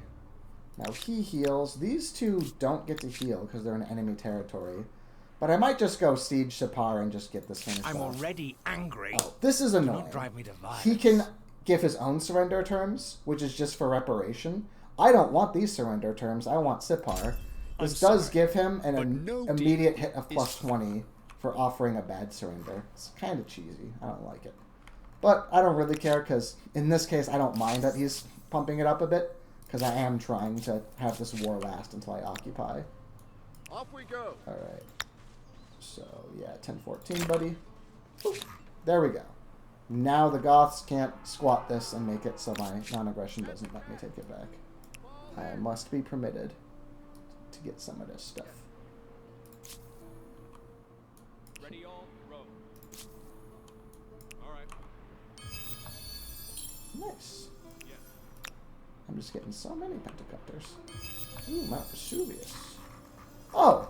Mount Vesuvius is not being occupied right now. That is very interesting. So if I can get an outpost up here, I can have Mount Vesuvius. That's cool. I guess these guys... Honestly, this is enough to make me cancel Rhetoric and get Mounted Warfare. These guys are going to lurk at the corner and wait until they can get upgraded to horses. Although, actually, it doesn't make their naval transport any faster, so maybe that was stupid. Yeah, actually, it doesn't make them any faster on the water. And by the... Like, I can just have them embarked by the time that comes up. I'm going to skip this Curiosity, run them up here, and try to squat Mount Vesuvius. Now, worth noting, whoever discovered it, which is the Goths, will get a grievance on me if I settle this territory. If you settle a territory with a wonder that somebody else found first, that's grievance worthy, but I don't care. I will deal with it diplomatically. We have our first medieval culture. Okay, these guys are dinged up enough. I'm honestly a little worried about this.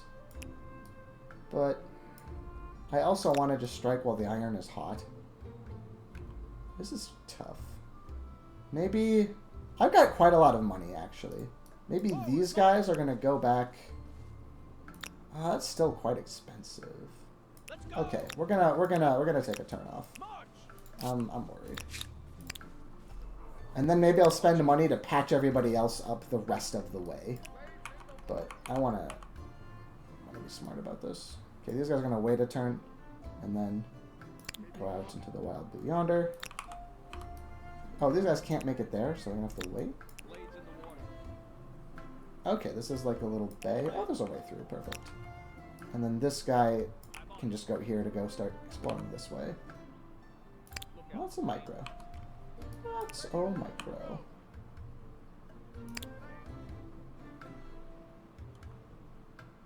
Okay, next turn you can get this.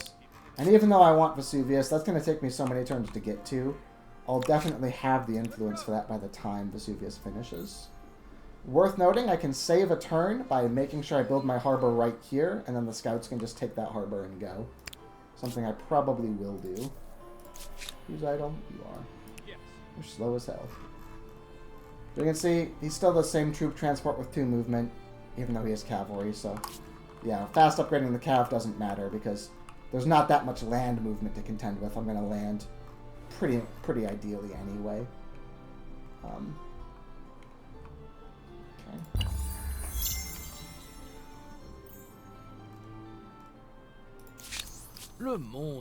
Okay, I will trade. I proceed with this, but only for expediency's I can go into the trade thing now, yeah. So I have to pay a one-time cost to access the resource. If I click the button, and then you can see I also have to pay maintenance every turn to have trade routes with that empire, and that can get expensive, but you can trade generally a few things per maintenance up. However, in this case, foreign outposts gives you... So I'll just queue that up now that I have a trade partner. And I won't trade until I have foreign outposts giving me my 10% discounts. Okay. Now let's just... Okay, these don't have any more Satraps Palaces. They don't have any more land until this gets attached. So what are they going to do over here?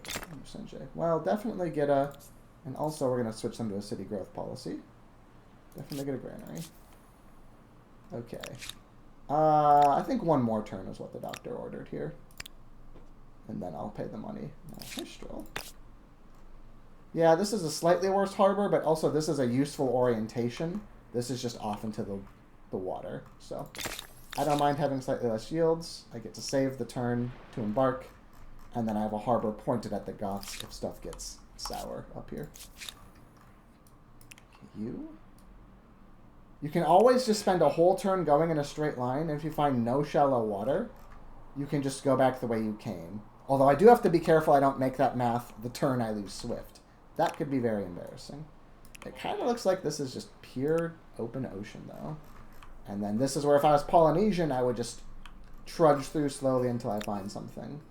But as a non-Polynesian, I do have to... Worth noting, I'm trespassing. So if we didn't have non-aggression, he could just bot me in this territory. Tell me what is on your mind. But we have non-aggression, so he has to break it to attack me. And this is... The Huns are vassalized by them, so they're bound by that same restriction, which is nice. Okay, let's just go scouting.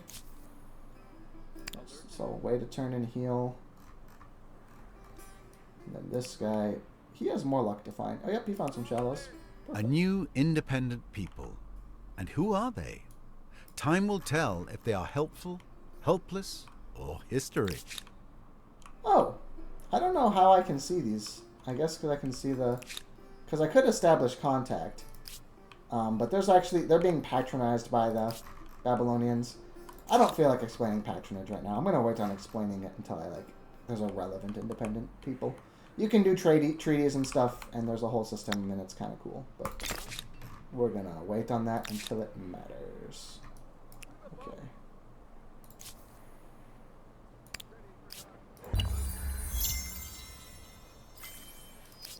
Alright, now you can see the remaining funds are much more reasonable to top off the injured. And now we are going to go march on Sipar and finish this war.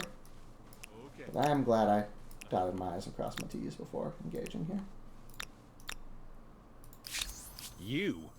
Oh, Don't they get ended up culturally becoming a little too similar to the Persians.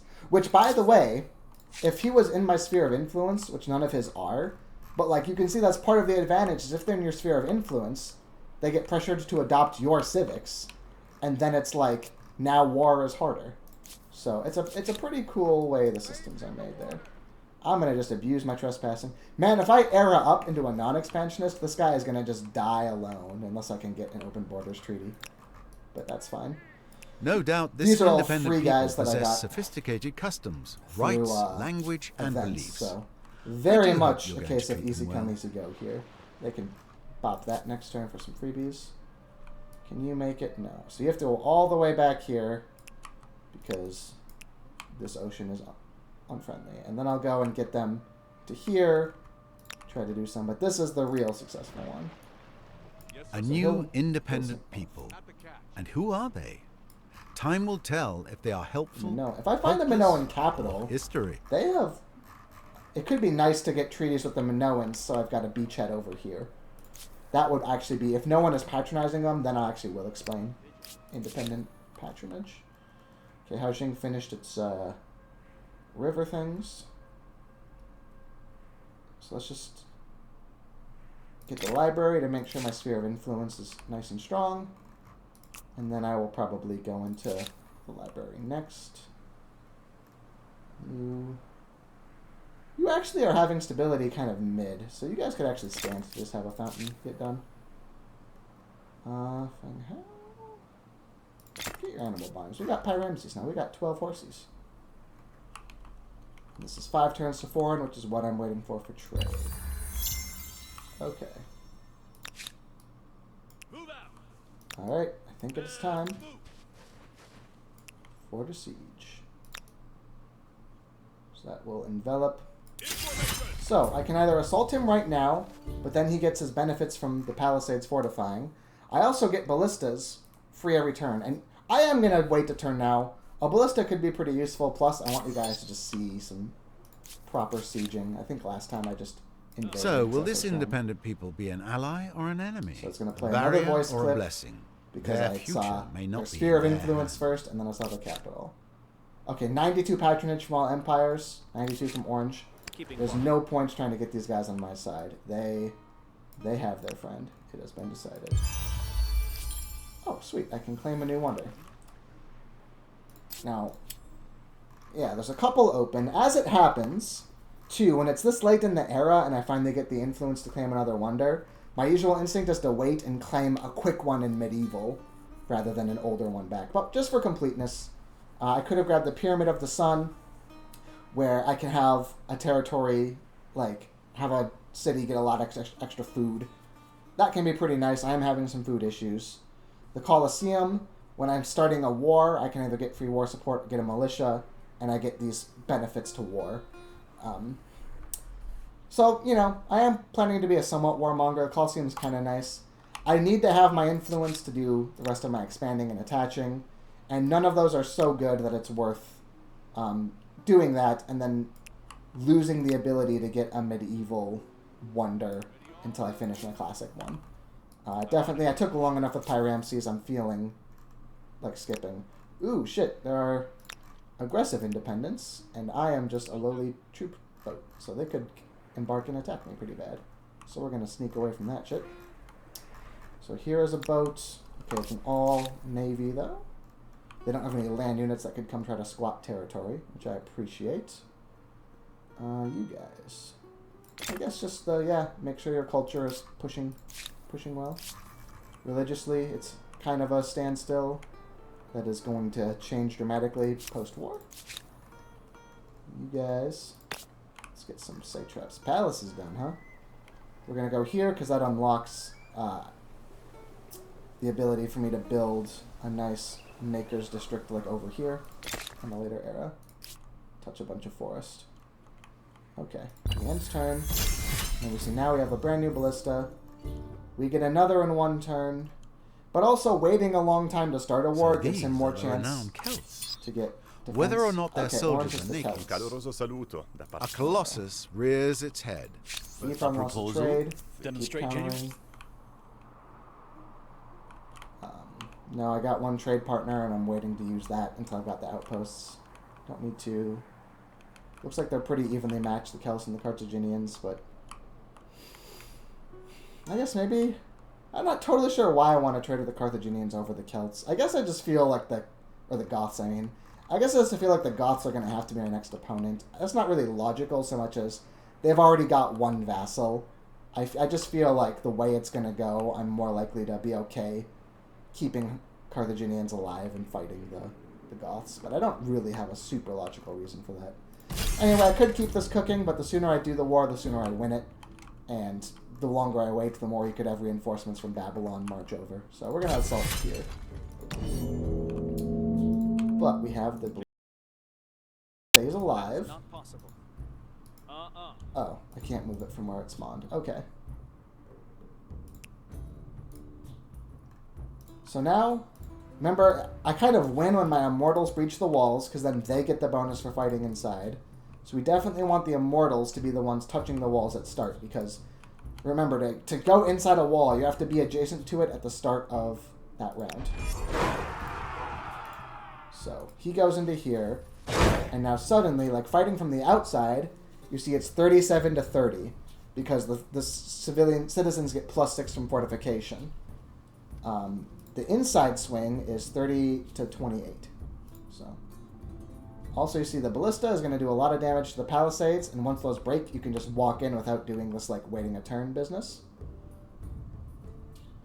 Now, what is the most important wall to break? Not this one. We're going to be able to fan out around here, and we're going to breach this side. I guess I'm going to just make sure that the flag is easy to get to. Although those palisades take damage really slow with the flag. So maybe we'll just work like this guy down.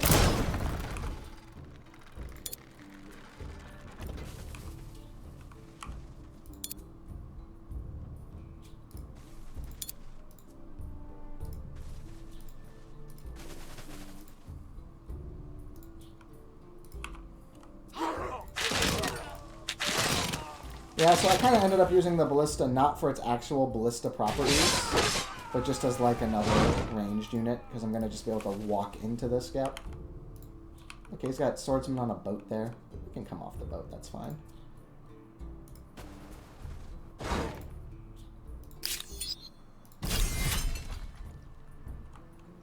So let's take this flank on the swordsman. I guess I could have had a friendly unit bonus there. Okay, this is a mixed trade because the fortification's making up for the rear attack. But you want to take mixed trades when you've got the overwhelming health advantage, because I want to just make sure I win this in one round. So I have a good incentive to take those marginal kind of trades. So now he can just walk in. He can just walk in. He can run away to avoid getting killed by the evil sword. There's just no point losing the archer. It wouldn't be a big deal if I did, but like I was saying with the horses, when you know you can win the fight, there's also just no reason to lose them when you can lose them. So that is sort of where my head's at. So yep, he moved away because you want to keep letting more and more people into the walls, because that's more and more people who can fight without having the fortification.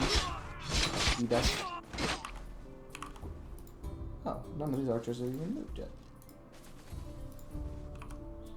Oh. Should have done that earlier. There we go. So now, Sipar is occupied. Is he really declaring another surrender? Fuck you. Stop getting free war score getting to give crappy surrenders. That should have a longer cooldown. I'm not impressed by dick. boasts. But now you see he's going to get -4 a turn for the city occupied. And now my people heal in Sipar's borders because it's mine. So I can just heal them all here. I could keep marching on Babylon, but at this point, just wait. If I find one more stack of his, I'll kill him to win this sooner. Win the war, grab this and this, get a big reparation, and be happy. And then I'll probably cut this video. I'm not going to go medieval, I don't think, right after winning that. I have a lot of easy stars still on the table. But this is getting to be quite a long playthrough, so I don't think I can finish Classic in one video. It was a quite dynamic Classic in the end. I do think I've got my eyes on Eraing up, so I'm going to choose the Satrap Palace over the... There's a decent argument for doing the library first, but I do want to like be ready to Era up whenever it feels like it's time. So let's make sure that I... there's some shallows I can get to next turn. So let's make sure that I have built all the palaces I want to build. Get my money in a decent spot. It's nice. I don't normally build the Satrap's palaces too much. Oh yeah, notice the very top is outside the game area. The world is round east to west, but not north to south. Because there would just be no easy way to represent that. So that is a border. Just keep trespassing here. If I get stuck in a hole and I can't get out, I paid nothing for these units, and I simply won't care.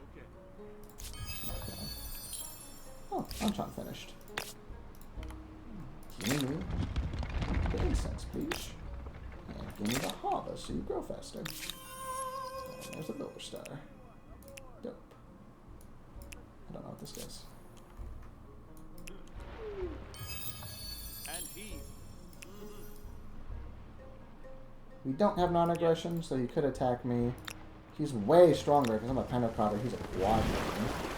So I'm just gonna hope he doesn't attack me. That's my plan. How's your best? That's only a 10. I probably don't need to build these 10 palaces. I probably have better shit to do. Yeah, get your theater done. A remarkable culture. You bring your stink here? Yeah, Open the this is gonna be over in like 2 turns or sooner if I find any more army.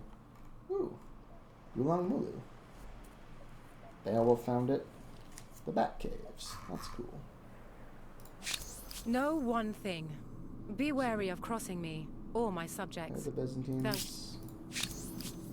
De quoi voulez-vous parler aujourd'hui? He depends on access to my resources. He's been trading with me heavily, I guess. I haven't traded with him because I'm waiting for that tech. Okay, so let's just make sure everybody is in Sipar's borders and not back here, so that everybody gets to heal up and be happy. And then we could just go ransack scat if we need to. Just he could attack me if he wants, and then I'll be sad, and then instantly forgive the grievance. If I was playing, I decided to not use Together We Rule because it adds a lot of shit to talk about that I think would just kind of confuse a video like this. One thing I will note that's kind of fun about Together We Rule is that there is an International Congress of Humankind that gets founded when there is somebody who's met every civ in the game who is early modern. And in this case, worth noting, I have now met every civ in the game. So if I was using the DLC I'm not using, that would be relevant. Now I'm just saying it as a fun curiosity. Yeah, I guess I'm just going to spend this influence squatting some land. We'll do another quick outpost check. Okay, I've got a 3 of 4. Shradar. This is another one that is pretty naturally able to go to Haojing. Although, actually, I could just save it for Sipar at this point.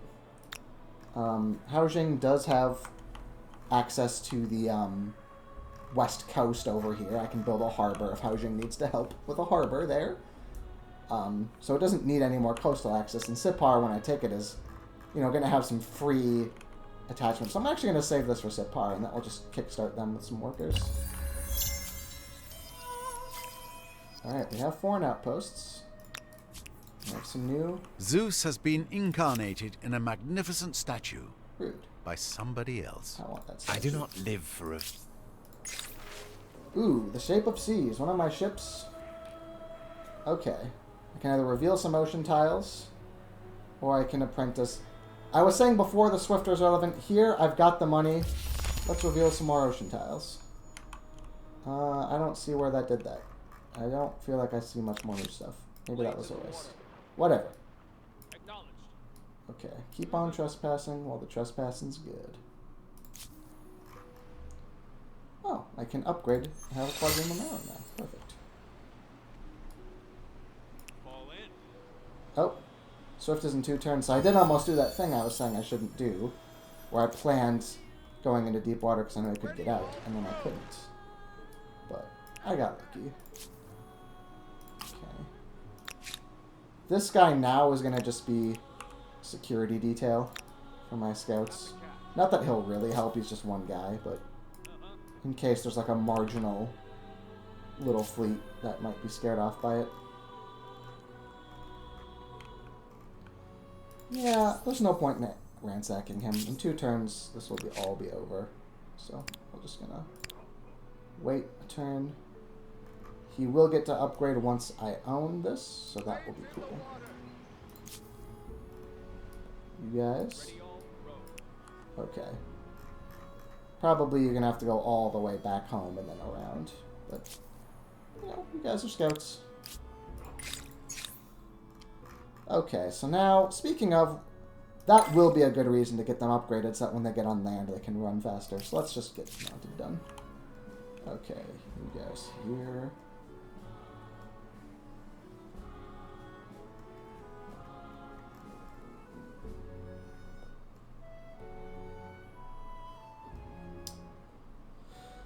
We'll look at their aqueduct before their library. Once your pop is on 90 or higher, If trouble comes, you get influence for population. Should provide you with a number of pragmatic answers. You get double the influence if you are 90 or higher. So, getting to that 90 is useful. Le monde regorge d'opportunités. Sure. Trade everything. Your proposal. Oh, I finished 4 in last turns. That was when I was supposed to start looking at trade with Carthaginians. So, I guess I will. This guy is getting bottled up in there, so he is going to just go back and... Yeah, like I said, easy come, easy go, but also if you can avoid dying, you may as well. I'll get these together as a 2-stack. Once I take this, I'll be able to upgrade them. And then if you trust a break non-aggression to fuck with me there, I have some I'm already angry. Alright, I win the war next turn. That's cool. Blades in the water. You'll notice that I'm hitting the... Oh, also, the quadroons don't even die instantly. Lost at sea, so I can go sneak here, and then next turn I'll lose Swift, but I can still make it into my borders and just heal it up. You'll notice with these guys, I could have done the sleep button, where they won't get these notifications until I choose to move them again. I'm not doing that because this is just like a fraught border. And when there's like a aggressive border, I find it's a pretty good practice to make sure your eyes are actually going there every turn. And you're seeing that he doesn't have another army that's like super close in range. Anyway. I have 1,400 as a nest egg and 130 per turn. I can afford some trade. So let's do some trade. So, you can hover over each of these. The diversification effect happens the first time, right? So stuff that I don't already have is super nice to trade. In this case, I don't have any porcelain. So let's grab porcelain.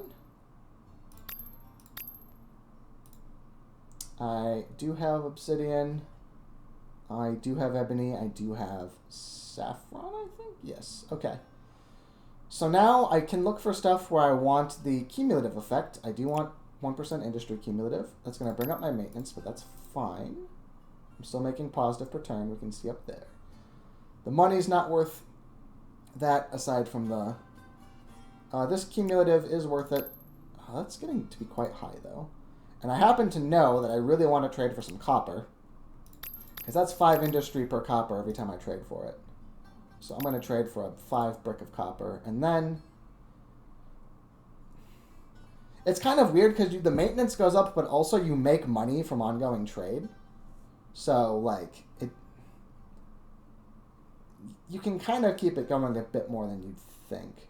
The 5 food for the horses isn't worth it. I'm not yet getting any benefit for trading for iron.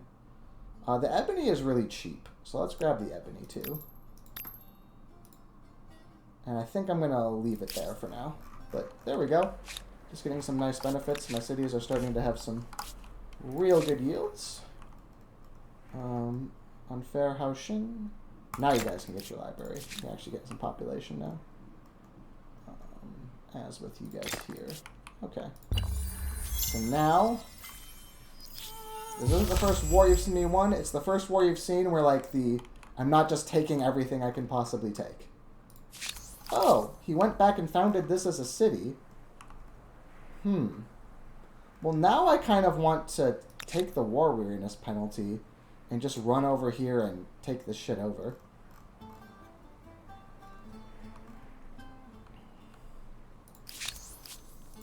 I can go into the forced surrender screen right now. But you see, I'm not occupying Kiss, so I can't ask for it.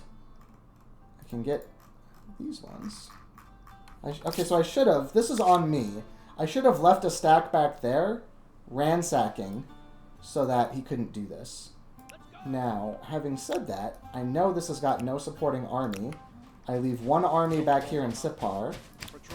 And my war weariness right now is only -10, which I can very easily sustain. So we are going to, surprise, not end the war. We're going to take Keese over. Now I'm probably going to just have to raise Keese because it's going to be a one-territory city, basically. Like, I really want Sipar to take all this ground. This is just not a worthwhile time to have multiple cities. But you can just ransack a city to get it. So I'm going to leave the surrender screen. It was but a trifle. Please carry on with your day. He's just going to stay negative. Some of us are born to rule. I stay here. I just take a...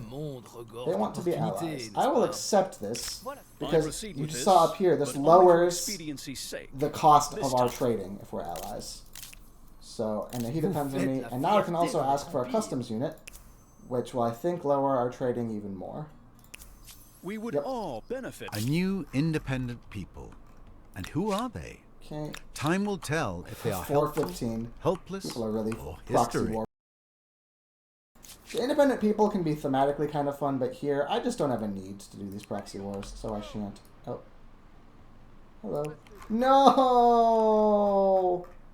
I was so close. It was this turn. No. A pleasure to see you again. Now I could start cooking some aggression. Oh, that's so... The problem is that such an involved decision, and I'm really ready for this play session to be over. I'm going to start Imperial Power now to get ready for feudalism.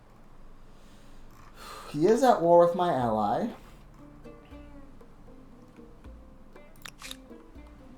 50.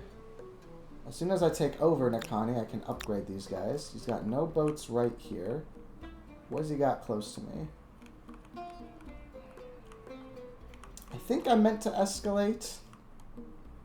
Yeah, the problem is if he wants to fuck with me, I'm quite far away. But I guess if I have to declare on him, I'm not happy about that. Because I'm way on the other side. So it's kind of a bluff, I suppose. But we are much more powerful than them. So what if I just hit it? I do hope this doesn't end in violence. Perfect. I just got him to stop the war with my ally, which will help my ally a lot. And now, I think I break non-aggression.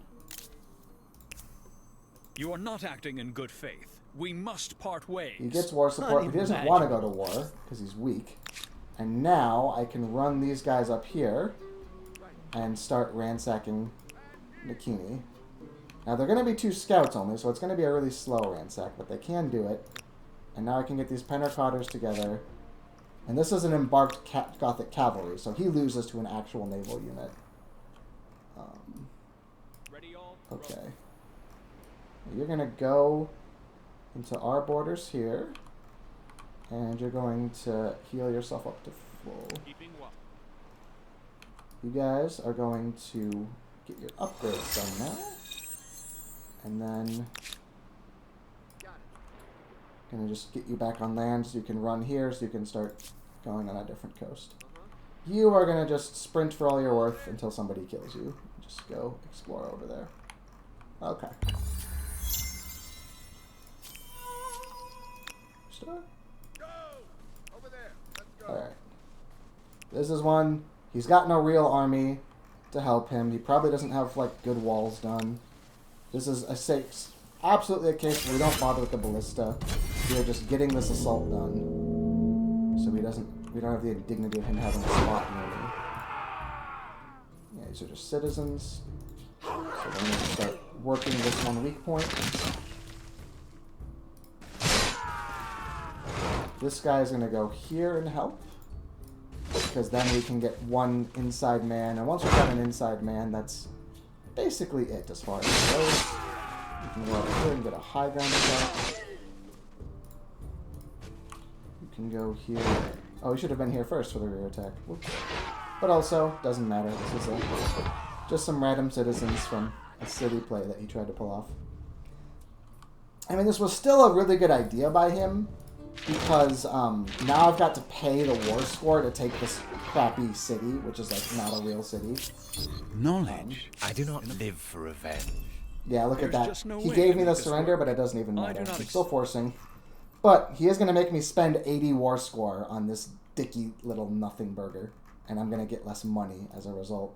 So, that's quite cruel. I don't like that.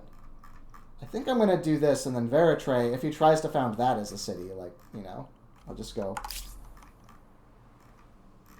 occupy it immediately. So I think I can just, yeah, take these ones. Which one's Scat? Scat's on the border here. It doesn't have anything useful, though. I think I want to just consolidate back here. So I think we're gonna... I can take the stuff closest to the border from Babylon, but I can't take Babylon itself. But we're gonna just do this. I don't have enough war support to vassalize him, but this goes down the weaker he gets. So it'll be easier to vassalize him next war. To put it simply. But I'm just going to take this stuff. And then Sipar can kind of start. So this is the one that's on 304. You guys need some workers. You can just go ahead and attach Shera right now. And yeah, now you've got this nice little setup. And now we guys are going to just immediately go here and like... We're at peace, but skirmishes are still permitted, so I'm going to just immediately start ransacking Scat. This guy, because I'm going to start cooking with the Goths, is going to start moving over. He's probably going to move to how... do I need 2 armies? No, I think 1 army on the border of Babylon. I'll just build some reinforcements when I hear that they're cooking, but I think I want these guys to be ready for war with the Goths, so we're going to just move them both to Haojing and then plan from there. These guys will start ransacking Scat. Oh no, sorry, what these guys need to do is we need to be ready to ransack Kis. Because I don't want this to be its own city. I want to just ransack it. It'll become a territory. Like, it'll become empty. I'll found a territory there. Something that's worth noting, when I know that Keys isn't going to be valuable at all, right? I know I'm going to just ransack it. There is this specific trick that you do, which is right now I'm going to start a great temple to Judaism. And you're going to say, but Colin, stability is fine here. The religious output is nice, but don't you want to develop Stipar first? And the answer is yes, but Keys's gears are totally irrelevant, because I'm not trying to develop Keys into anything good, right? It's going to just get ransacked. So what I want to do is start developing the Great Temple with Keys's gears, because Keys has nothing, and it's not that significant, because once I take Stipar off, you see it's going to take 60 turns. But it's something valuable to get for their gears, which would otherwise not happen. And then actually Stipar is going to just go and start working on its forge so that my copper trade can start giving them industry. These guys want shared logistics? Yes. Let's just great discomfort, be great allies to I accept your terms. Why did I trigger a grievance? I don't know. We're allies. We're friends. Also, now, our equilibrium as allies is supposed to be lower, but it doesn't look like it. That's weird. Whatever. What matters is that these fellas here are going to go for a ran... Oh! God damn it. He attached this to my Mycenae the turn before I could get there. So I am going to have to do, like, actual war Tell to me get what this. is on your mind. I hate that. And I have no... Oh! But, haha, this is when Under One Banner is useful. Boop. In 5 turns, this is mine. He can be quite mad about it, but he has to actually get a unit here to stop me. And now we're going to stack these guys together. That's so cool. It actually became relevant. So now I'm definitely not going to era up for at least 5 turns, because I want to Under One Banner, take this as a city, and then attach it. Ideally, what I want to do is get to medieval right after Under One Banner triggers, get feudalism, and then build it as a city that instantly has all of the infrastructure of the earlier eras. This guy's going to just stand here and be ready to ward off the Goths as they try to stop my 2 scout army from their beautiful task. Yes, sir. Okay.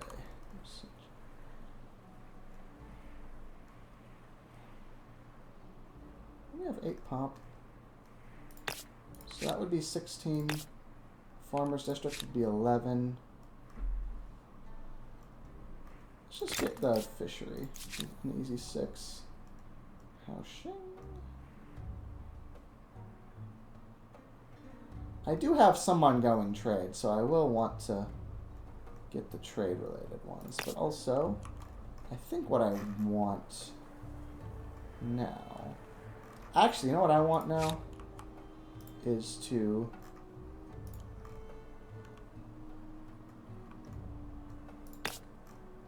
get a harbor up here, and then get another quadrime ready to help against the Goths there.